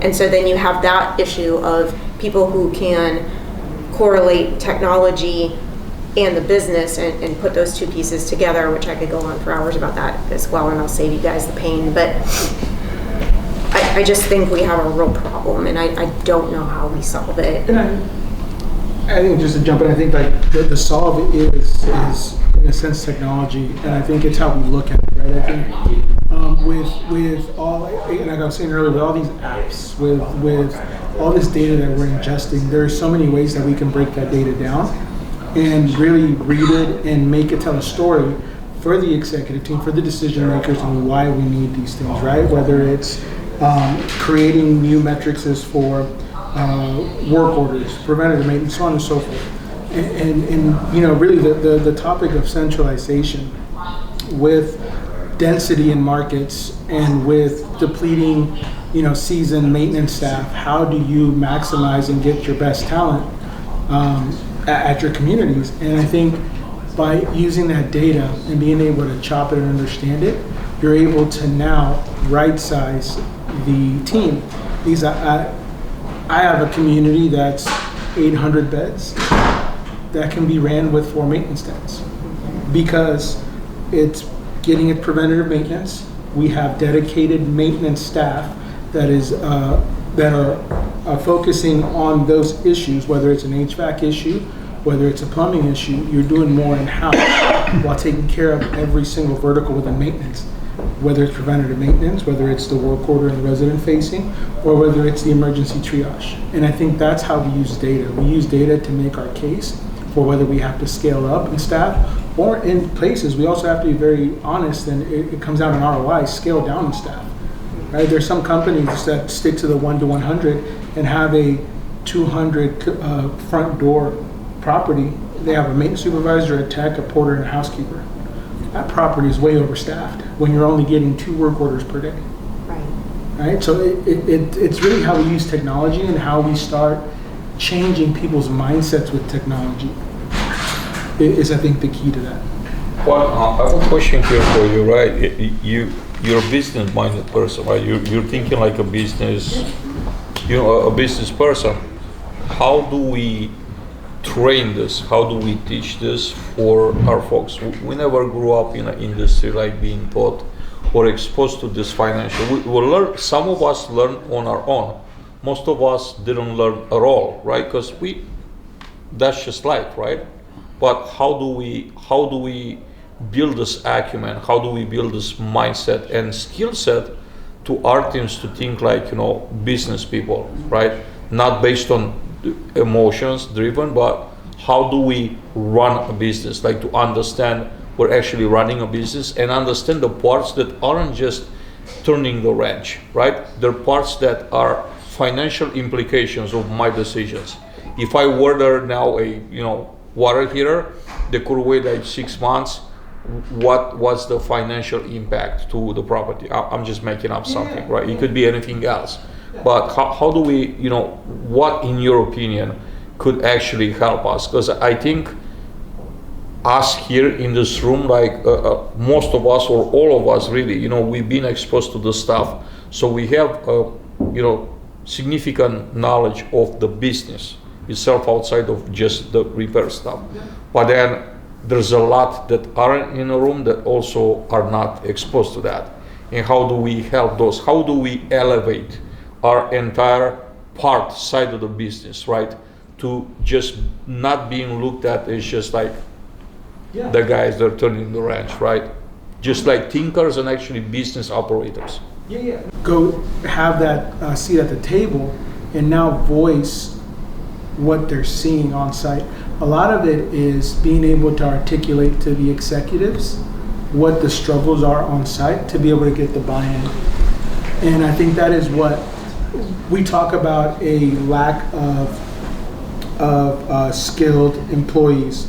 There's also a lack of facilities leadership that can articulate and sit in that room. You have to be able to speak to a different audience. Yeah, and teach them how to speak to that audience. That's exactly my point. So how do we build that? I think it starts with a mind shift, and it's going to be hard because you're going against us in an institution, right?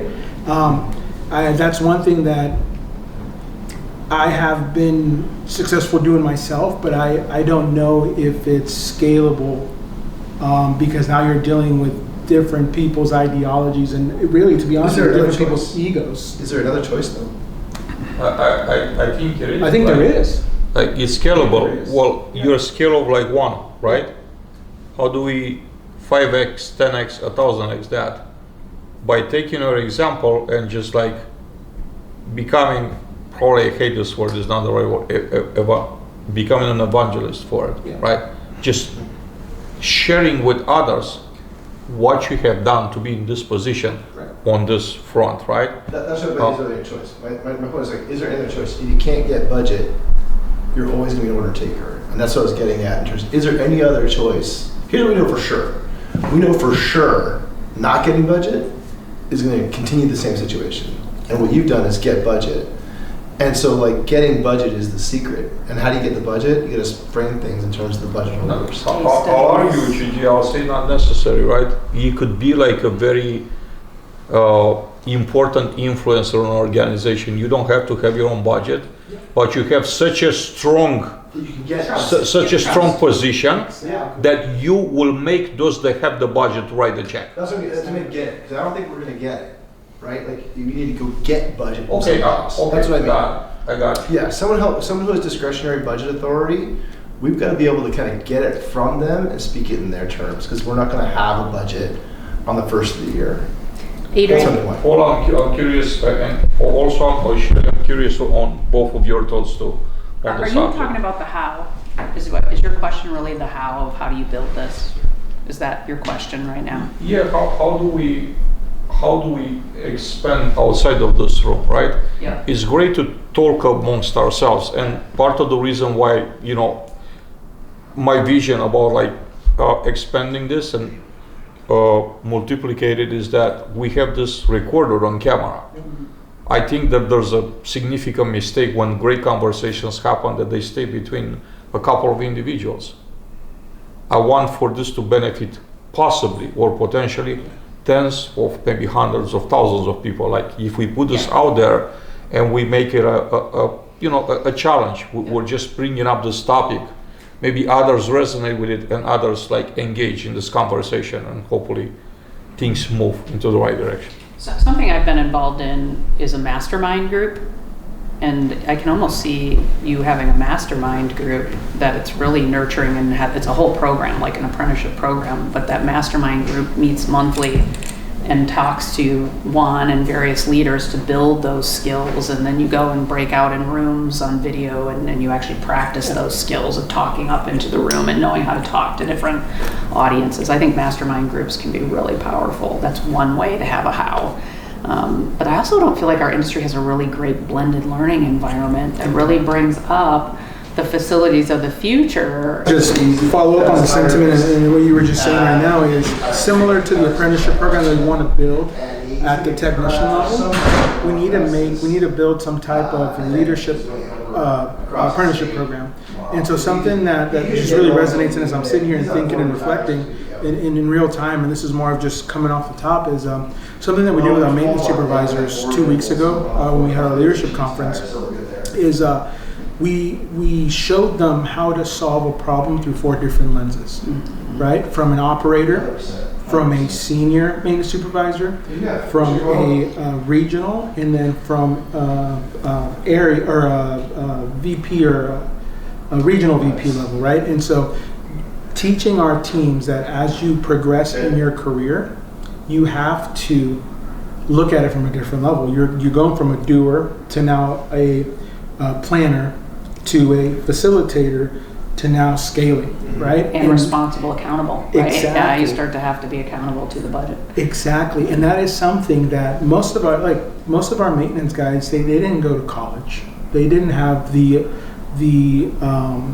ability to go and sit in the school. Most of them had to start working, whether for different reasons, right? And I think we do ourselves a disservice by essentially having the heartbeat of this industry be sometimes the least heard. And I think it starts with not just building that apprenticeship, all that to say, it starts with building an apprenticeship program for the technicians, but I think we also have to build that apprenticeship program for leadership. What about one, I'm curious what you think about this, because one of the things that I wonder about is you do have people that want to grow, that want to move up the corporate ladder, that want to do those things, but then how do you dress a person that wants to come to work and just be like an incredible contributor every day? Like, and how do we encourage those people and keep them engaged, knowing that they want to show up every day, they want to work hard, they want to get the stuff done, they don't necessarily want to climb the ladder? Like, is there a different sort of mindset around that, or do you run into that a lot? Like, what do you think? You do, and actually, to be very honest with you, I have actually a personal experience here with one of our maintenance supervisors in Morgantown, West Virginia. Right? Oh, I love Morgantown. Actually, it's a great area. Yeah, he's a coal miner, doesn't have to work. He's been great. There's this individual, we implemented new technology, and instead of when he was seeing the message that we were delivering and the reasoning why, I think a lot of this goes to explaining the why, right? I can tell you, we need to move that coffee machine over here. Okay, I'll do it, but why? Right? And I think when you can articulate the why, you start to get the buy-in, right? And for this individual, we articulated the why we need to adopt this piece of technology, because it's going to do A, B, and C. So what he did is he called his regional maintenance supervisor and he said, I see the writing on the wall. I need you to come out here. I need you to teach me how to maneuver this app. And so he's still a worker bee, no desire to grow.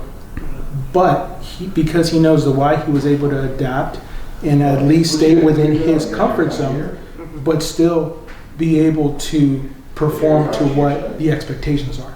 Right. Right? And so I think it starts with the message from leadership to be able to even keep those worker bees, because we need worker bees, right? For every leader, there's 20, 30 worker bees right under it. Right. And so we need them, but we need to keep them informed so that they feel part of the process instead of being dictated. Right. Paul's been awfully quiet tonight. I don't recognize you. I don't know if this is like the new you or what's going on, but I really love to take your thoughts. I think I know you enough to kind of like know that you're kind of like taking stuff in and you're processing, but I love to see like what's the result of that so far of processing everything that's being said tonight. It's kind of goes back and my brain's been charting the progress of the conversation. You know, where we're at right now, talking about providing the why and developing people who don't want to grow in the sense that so many leaders now you hear, if you don't want to grow, I don't want you on my team. That's the wrong. And that is, yes, it's the very much wrong approach. At the same time, our entire, and I think this word is overused, but it's the only word I've got, culture is based on, if you want to make more money, you've got to get more title. But your coal mining guy, he doesn't want to get more title. He doesn't want to grow. He doesn't want to move. He doesn't want to do whatever it is. So for him, very satisfied where he is. And yet, our entire financial, which is where it goes all the way back to the 1 per 100 concept of financial whatever, is set up around, he's a dollar amount. His value is measured in a dollar amount. Yeah. So if we want to continue to impress upon him a normal, that he is valuable, we want to keep him around, don't want anybody to come and poach or do that, if interest rates are going up by 7%, but we can only give him a 3% raise, he's now losing money. Okay, so that the financial piece where we kind of started. But as the conversation progressed, it turned into, we need people speaking the language of executives to get the money to adjust the 1 per 100 in whatever direction it needs to go. Because honestly, I've been in rooms where they had that conversation and say, we have too many maintenance people on that property, we need to cut it down. And now you're talking to a mid or senior level leader who's going to lose a head count, and that's taking esteem and value away from them because you're taking and decreasing their influence and setting. At scale, that's a problem. 100%. And then you take it, my brain is taking all of that problem to one further step, and that is that I'm wondering if the technicians, like your technician there that you're talking about, the stories you were telling earlier, the stories that all in the room we were talking about on call even. Are we educating techs to begin with? That's the first question. But if we are, do we have a skill expectation that we're educating to that is no longer reality? Meaning, by that I mean, if the thing's keeping me up at night, if maintenance technicians are going to be the human service provider at our properties, and yet all of our business processes are built around, can you do 5 work orders in a day? He can do 6. Why can't you do 6? Why are you doing 6? All the metrics we're tracking, all of the bonuses that we do are all based on time, because that's the easiest metric to build into an app. You know, the variable between start and stop. Is that lazy too, Paul? Is it lazy approach? Yeah, that's well, and that's where it starts from. And now you've got apps, or you've got technology that is working on that. All of the PM app, the property management maintenance apps, that's what they're working on. That is the solution, and trying to approach it in different ways or various things. But all of that is old business. That's one of those tendrils that I end up running that keeps me up at night. If we continue to only educate our people on better ways to turn a wrench and not how to interact with the resident, how to understand the budget, Fair housing. why, we have fair housing. But it's sit them down in front of a computer and they get fair housing. But that's. But it's yes, but to that end, all of those are like surface level stuff. We still have a culture as organizations, as management companies that are looking to educate, treat, compensate, drive, create expectations for technicians for a world that, if it no longer exists, it's very close to not existing, and yet we're still on the 16th version of our properties really need to do preventative maintenance, and nothing changes to that end except everything that's around maintenance, because as long as the resident somehow notifies us that their toilet is clogged, we have a human or a way that will go run a plunger. No, wait, actually we don't need to do that anymore. Give them a plunger as a move-in present.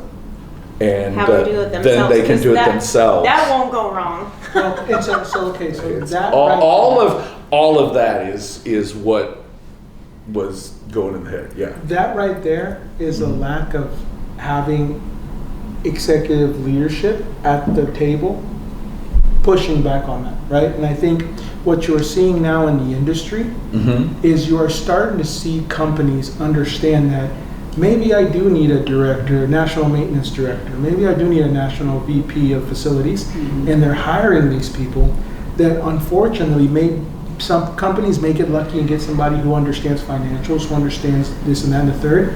But what they're doing is they're essentially putting somebody in the seat that we've just recreated the same problem that we have when we promote a maintenance supervisor to a regional maintenance supervisor.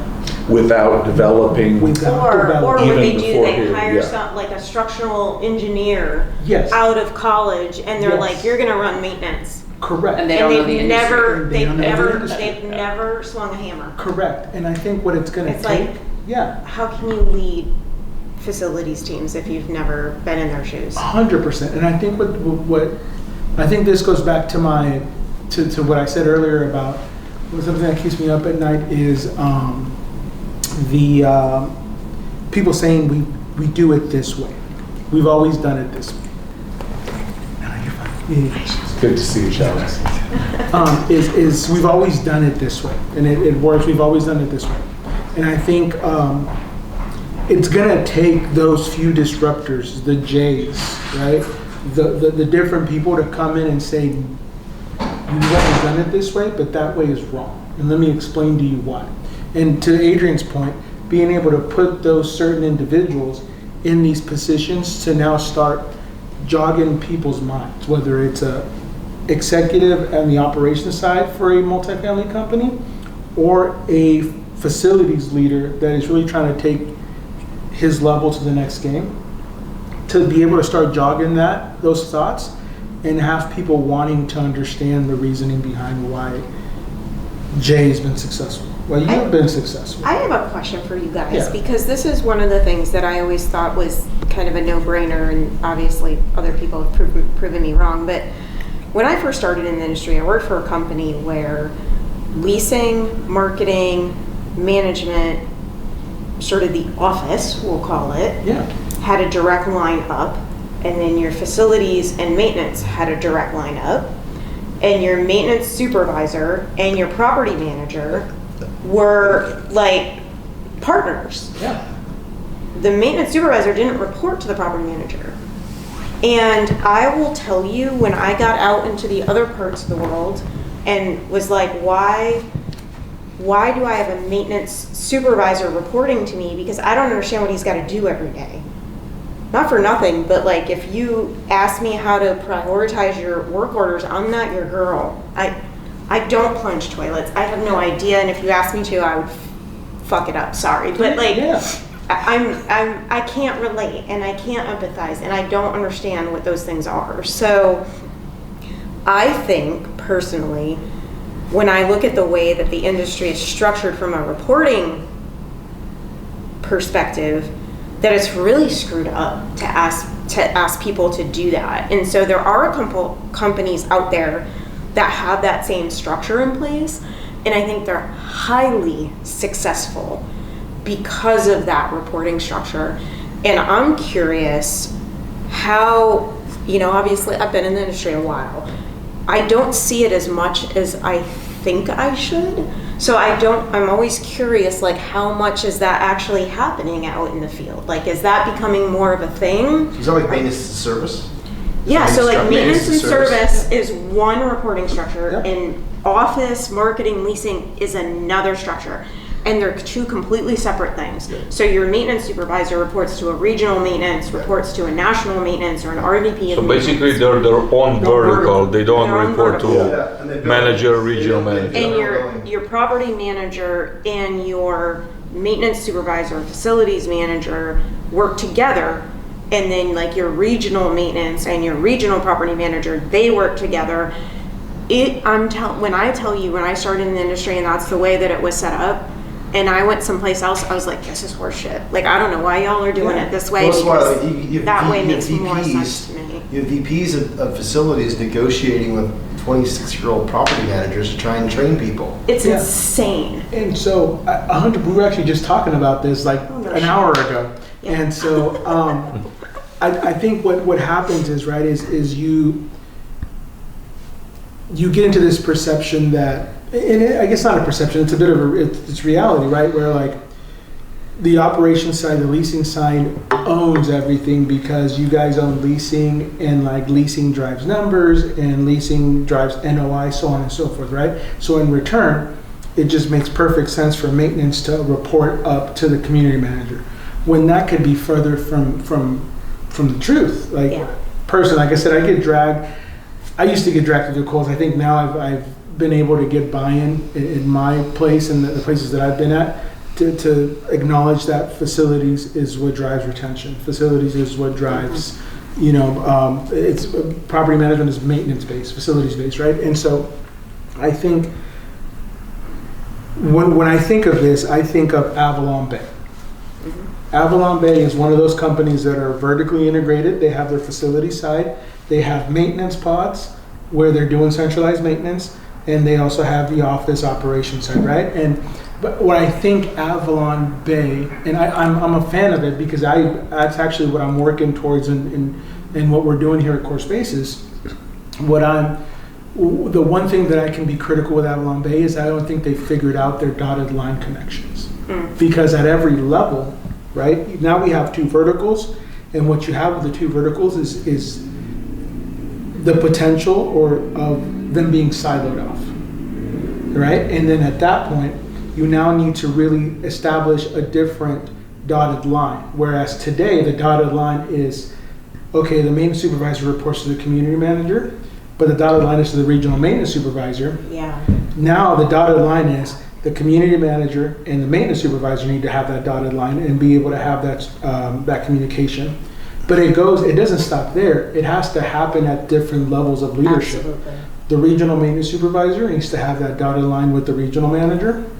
The director of maintenance ops needs to have, depending on however you have it, right? With whatever the director. the titles exactly, are, right? Right? Call them whatever you want. So on and so got a title for forth. everything. 100%. Yeah. And I think that's where AvalonBay, and I'm a fan of them. I've known a few people that work from them, and some of my philosophies that I've created and made my own, to a certain extent, copy some of what AvalonBay has done to have them scale up, right? And but I think that's where today that's the problem that I'm trying to solve internally. And I think with Adrian, if I get the platform, it's something that I will scream from the top of every hill, because I think that is the missing piece, is being able to give maintenance the voice, right?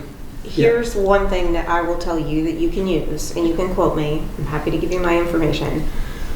As a property manager, when I started in the industry, and this was the case, right? What I will tell you is, looking back as a property manager, having a maintenance supervisor that owned their own budget, did all their own orders, handled all their own contractors. There was no contractors in the office. Sorry, contractors. Yeah. But I don't want the sweaty ass painter coming in and out of the office picking up keys, which they probably don't do anymore, but that's fine. Oh, no, they still do. Or the maintenance tech coming in flirting with my leasing staff. Yeah. Like, you keep your stuff over there, you handle your stuff, and I'll let you know. We had a morning meeting. I reviewed if there was any tenant calls, complaints, issues, every morning, every lunch, every evening. I was relieved that they handled their own stuff, and I didn't have to worry about the maintenance tech that was sleeping in a unit watching TV or whatever he was doing.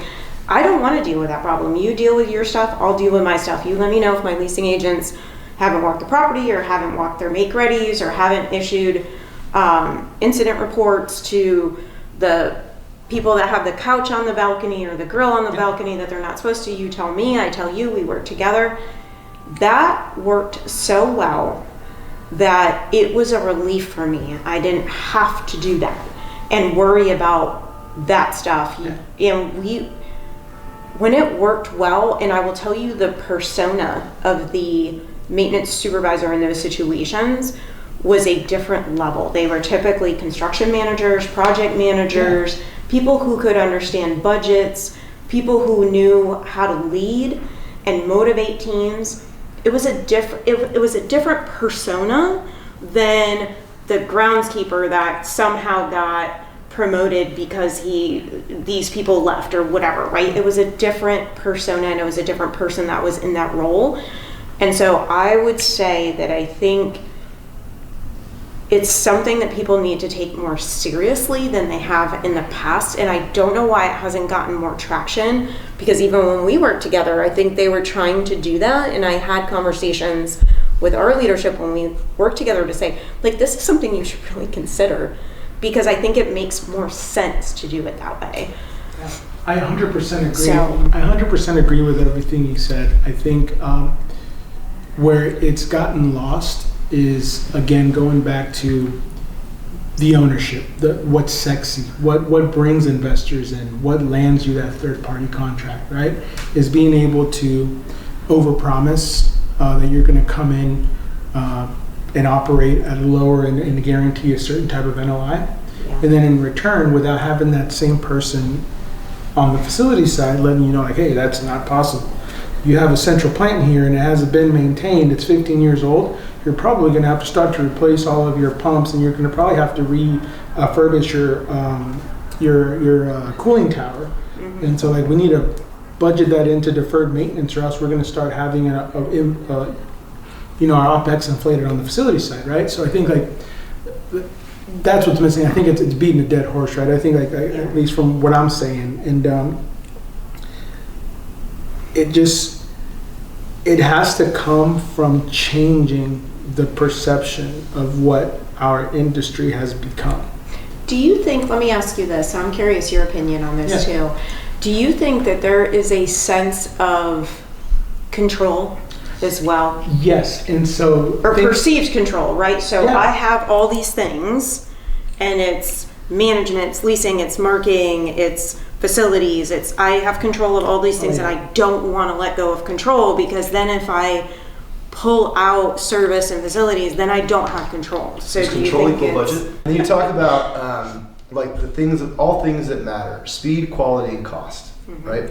I find it really interesting that you got a function within the largest asset class in the world that has accountability over speed and quality, but no accountability over cost, budget, and no control over cost, budget.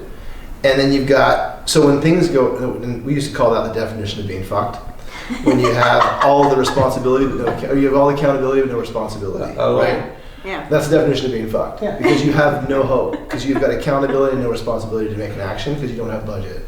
And like that's what we would just say, that's called being fucked. That's what that is. And so you can't help yourself otherwise, because you have, when things go wrong, you are accountable for it, but you've got no responsibility or tools to be able to make effect change. Yes. And I find that interesting, selling into this part of the business, that we're already going around maintenance. Yeah. Because maintenance doesn't have any budget and no decision authority. And so because they have, and you read any sales book, right? It's like, well, our job is to find the champion, and then our job is to find the economic buyer.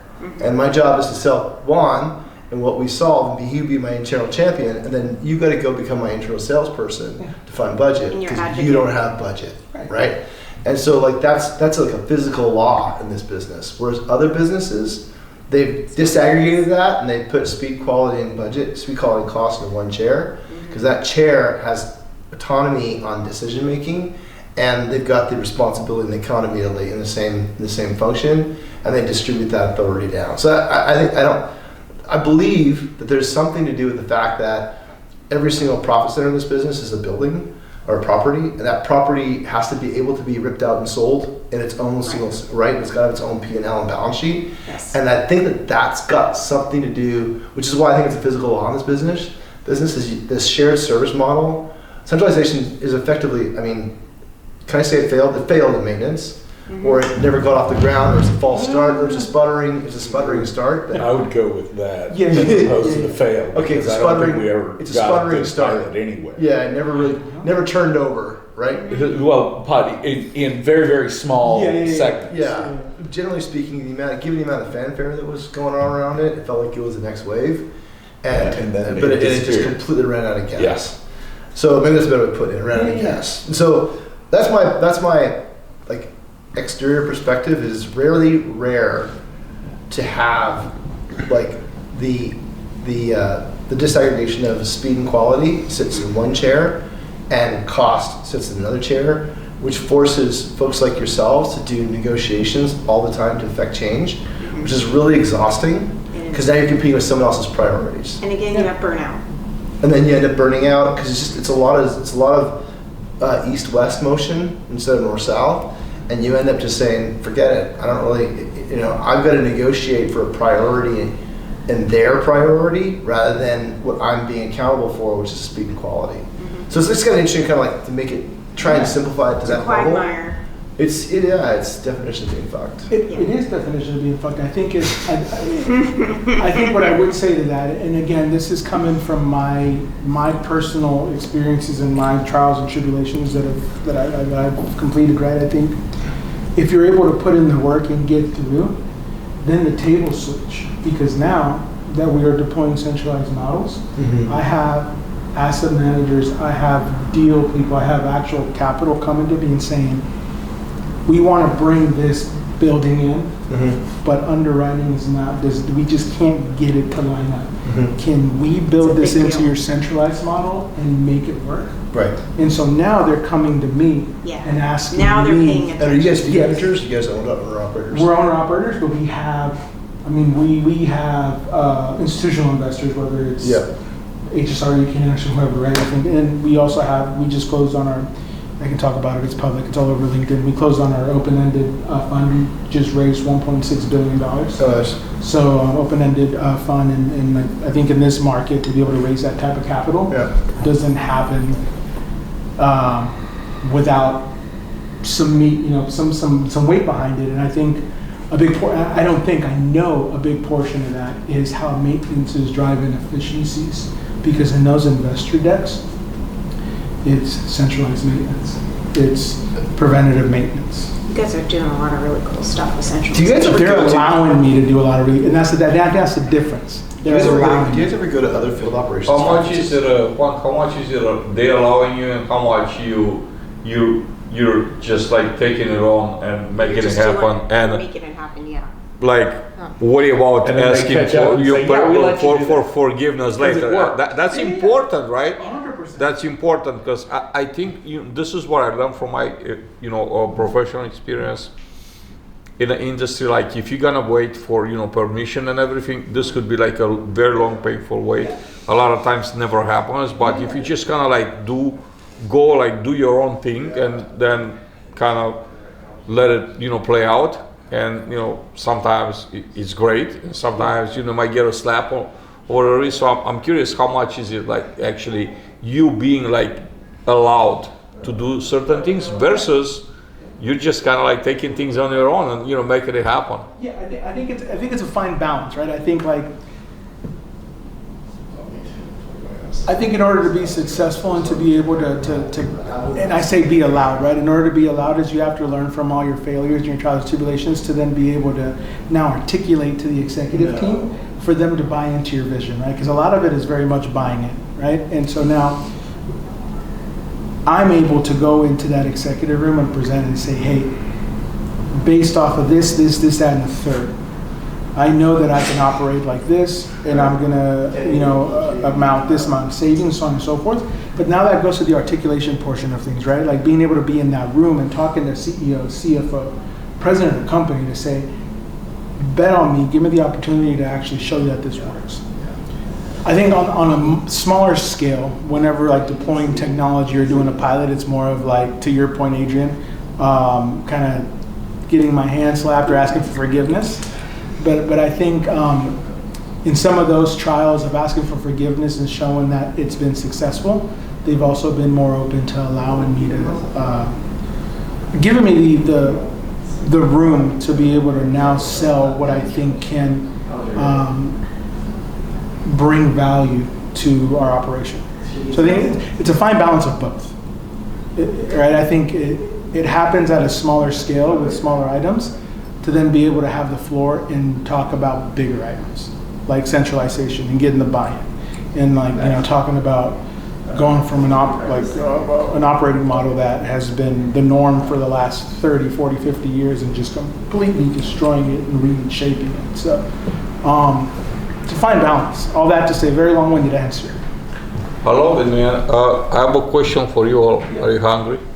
I am. I actually I'm late to commitment at 8, but this is such an awesome conversation. It's very candid. I can't wait you for love what you do, bro. I love what I do, man. I can't wait for the content to come out, because this is it for me, right? Personally, I don't care about the audience. I had to say, like in this instance, right? I do care about my audience deeply, but in this moment, like the most meaningful thing that I've ever done is just like tonight, ask Kevin this. This is kind of like the best type of content that some of the best thing, because it's raw. Well, that's why I started the raw cut, the rough cut. That's why I started. So that's why I'm loving it, and we just like keep going. Like if we could bring in like more drinks and maybe some food, who knows? Maybe we pass into like, let's go. Yeah, I think it will be like one thing that I enjoy these sessions. The thing that I'd like to see is like if we end up in a spot where we're just kind of producing negative energy and talking about like what we don't like about it, I think we're gonna get bored of what we're talking about. And I really, my hope is that for us to move into a constructive kind of like action set, so that we're not just like bored, because I really do. So like, things that I've seen in other industries is that I think that, well, I'll say things I know for sure. Things I know for sure is that we will not increase the number of executives in this function until we increase financial literacy. I know that for sure. That is a law of nature. So of all the things that, what you've been able to do is by activating financial literacy. Paul, you and everyone has been around, everyone that's done with this too, it's got to do with is activating financial literacy. Your point about maybe that's not for everybody, that's okay. It's okay for not everyone to have financial literacy. That works. There's a reason why there's engineers and there's an engineering leader. That happens. And as long as you provide that as an articulated career path, that it's not just, this isn't just a filter changing business. There's actually assets we manage, And oh, by the way, if we do a really good job, there's an appreciation of that asset. And by the way, if we really do a good job of that, there's a cap rate that's applied to it that's more favorable than what the market might provide. If we do really good at that, there's a turnover and an exit. If we do really good at that. So what I'm getting at is that, like, I'm so grateful to be included in these kind of conversations, but I can appreciate how you guys might get frustrated if it's always just a Bitch session. a beer and bitches, beers and bitching. And so like I think that'd be helpful, like to take some of these and then understand what we need to do to change it. Because here's what also thing I know for sure is that in not so elegant words, like this is an expendable bunch as it relates to the hierarchy of the organization, right? And so if no one's going to do it for us, for you. There's nobody lining up from the leasing side, the other parts of the banking side, the debt side, who's saying, hey, we got to bring these maintenance guys along.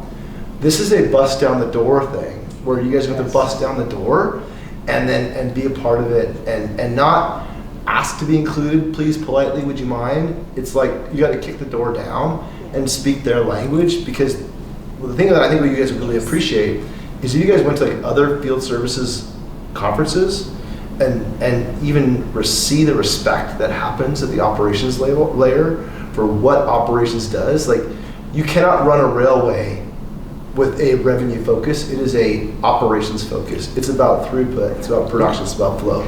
You can't run a mine, you can't run a facility, you can't generate power, you can't drill a well, you can't cut down trees, you can't produce paper, you can't do anything. Everything else in this world that we look and touch was built by operations.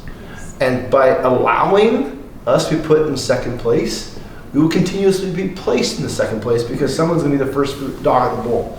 So I hope that, like, from these conversations we produce a set of things that we really gonna be prioritize, because otherwise we're just gonna get frustrated. And folks like you, you're gonna leave the business because there's gonna be other opportunities in other industries that respect that there's going to be an industry that is gonna realize that there's gonna be 25,000, 30,000 workers that are underappreciated and could perform better in their industry. Right. And they're gonna find that this pipeline of people, and it's gonna be a giant sucking sound of talent, and then all the people we're gonna be able to choose from are will be the last dog in the bowl when it comes to talent. So this is kind of why I say about raising, creating technology and process changes that actually drive increase in salary, because it's not going to be just a fact of a higher rate of salary. It's because we're going to be producing more from a productivity perspective. And I would say that's so powerful about what you're doing, because you've figured out how to equate that to how to underwrite deals. Because the reality of the industry is we make money by buying and selling assets. That's how the industry, that's how the engine functions. If you're buying and selling, the engine keeps moving. When those transactions slow down, everybody is fucked. So if you can figure out a way on how those guys can pencil deals and make those deals happen, that is your inflection point. So because that is the business. Exactly. So your ability to take that model and say this is how it's going to impact underwriting is going to be the change. I think the interesting thing about it is getting enough people to understand how to have those conversations and how to sell that, and speak their language, right? And be able to tell them this is why it's important, this is why you need to pay attention to it. And then you're right. Once they learn that, they will start coming to you and they will start saying, I'm going to underwrite this deal, and how can you help me underwrite it and get this deal done? Because, by the way, I want to make my $1 million bonus this year or whatever they're getting, right? So that's the motivation. Because the very first rental property that was ever rented in the world of all time was backed by a banker, right? And you can't forget, the reason why this is a magical business is because of leverage that's delivered by banking.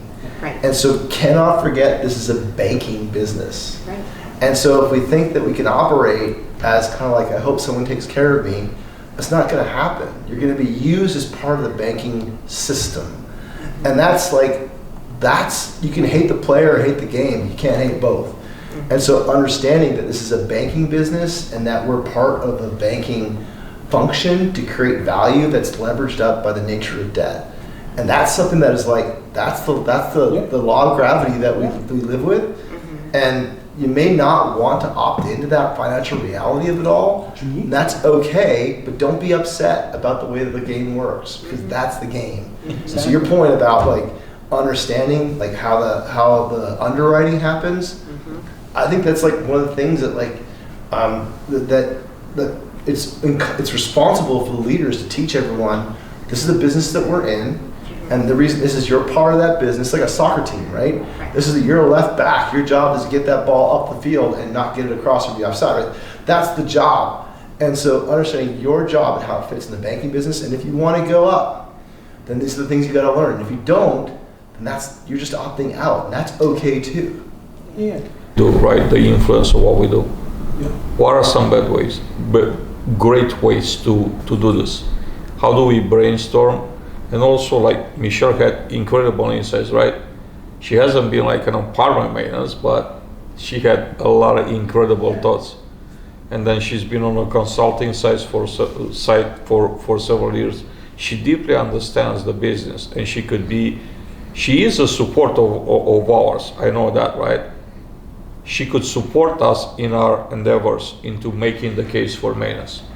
And building better maintenance and better maintenance leaders and better narratives, right? And also getting the buy-in, like G said. This was incredible. Like, how do we get the people with the purse, control? Yeah. I hope you're hungry. I am. I have to run. I'm probably real quick. You're in maintenance. Because you said your husband was. My husband. Yes, you're in. You're in maintenance. Yes. Both are there. It's I'm like you're in better Marine. maintenance. It's even worse. That's exactly right. Right. Trust me, I hear all the shit. I'm a Marine vet, and the one thing I know is being a Marine vet is that our families are in the service as well. Mm-hmm. Yeah. So I think there's a lot of parity in that statement there too. Yeah. So you are in maintenance. Yeah. Yeah, God help you if I have to actually do anything. You might know more than the average bear. I know what to call things, but that's about it. Yeah. That's more than the average bear. I mean, the supervisors you go visit. Hey, it's a thingy with the who's and what's it that does the that you take and you it looks like this. That. It's an angle walk. That's right.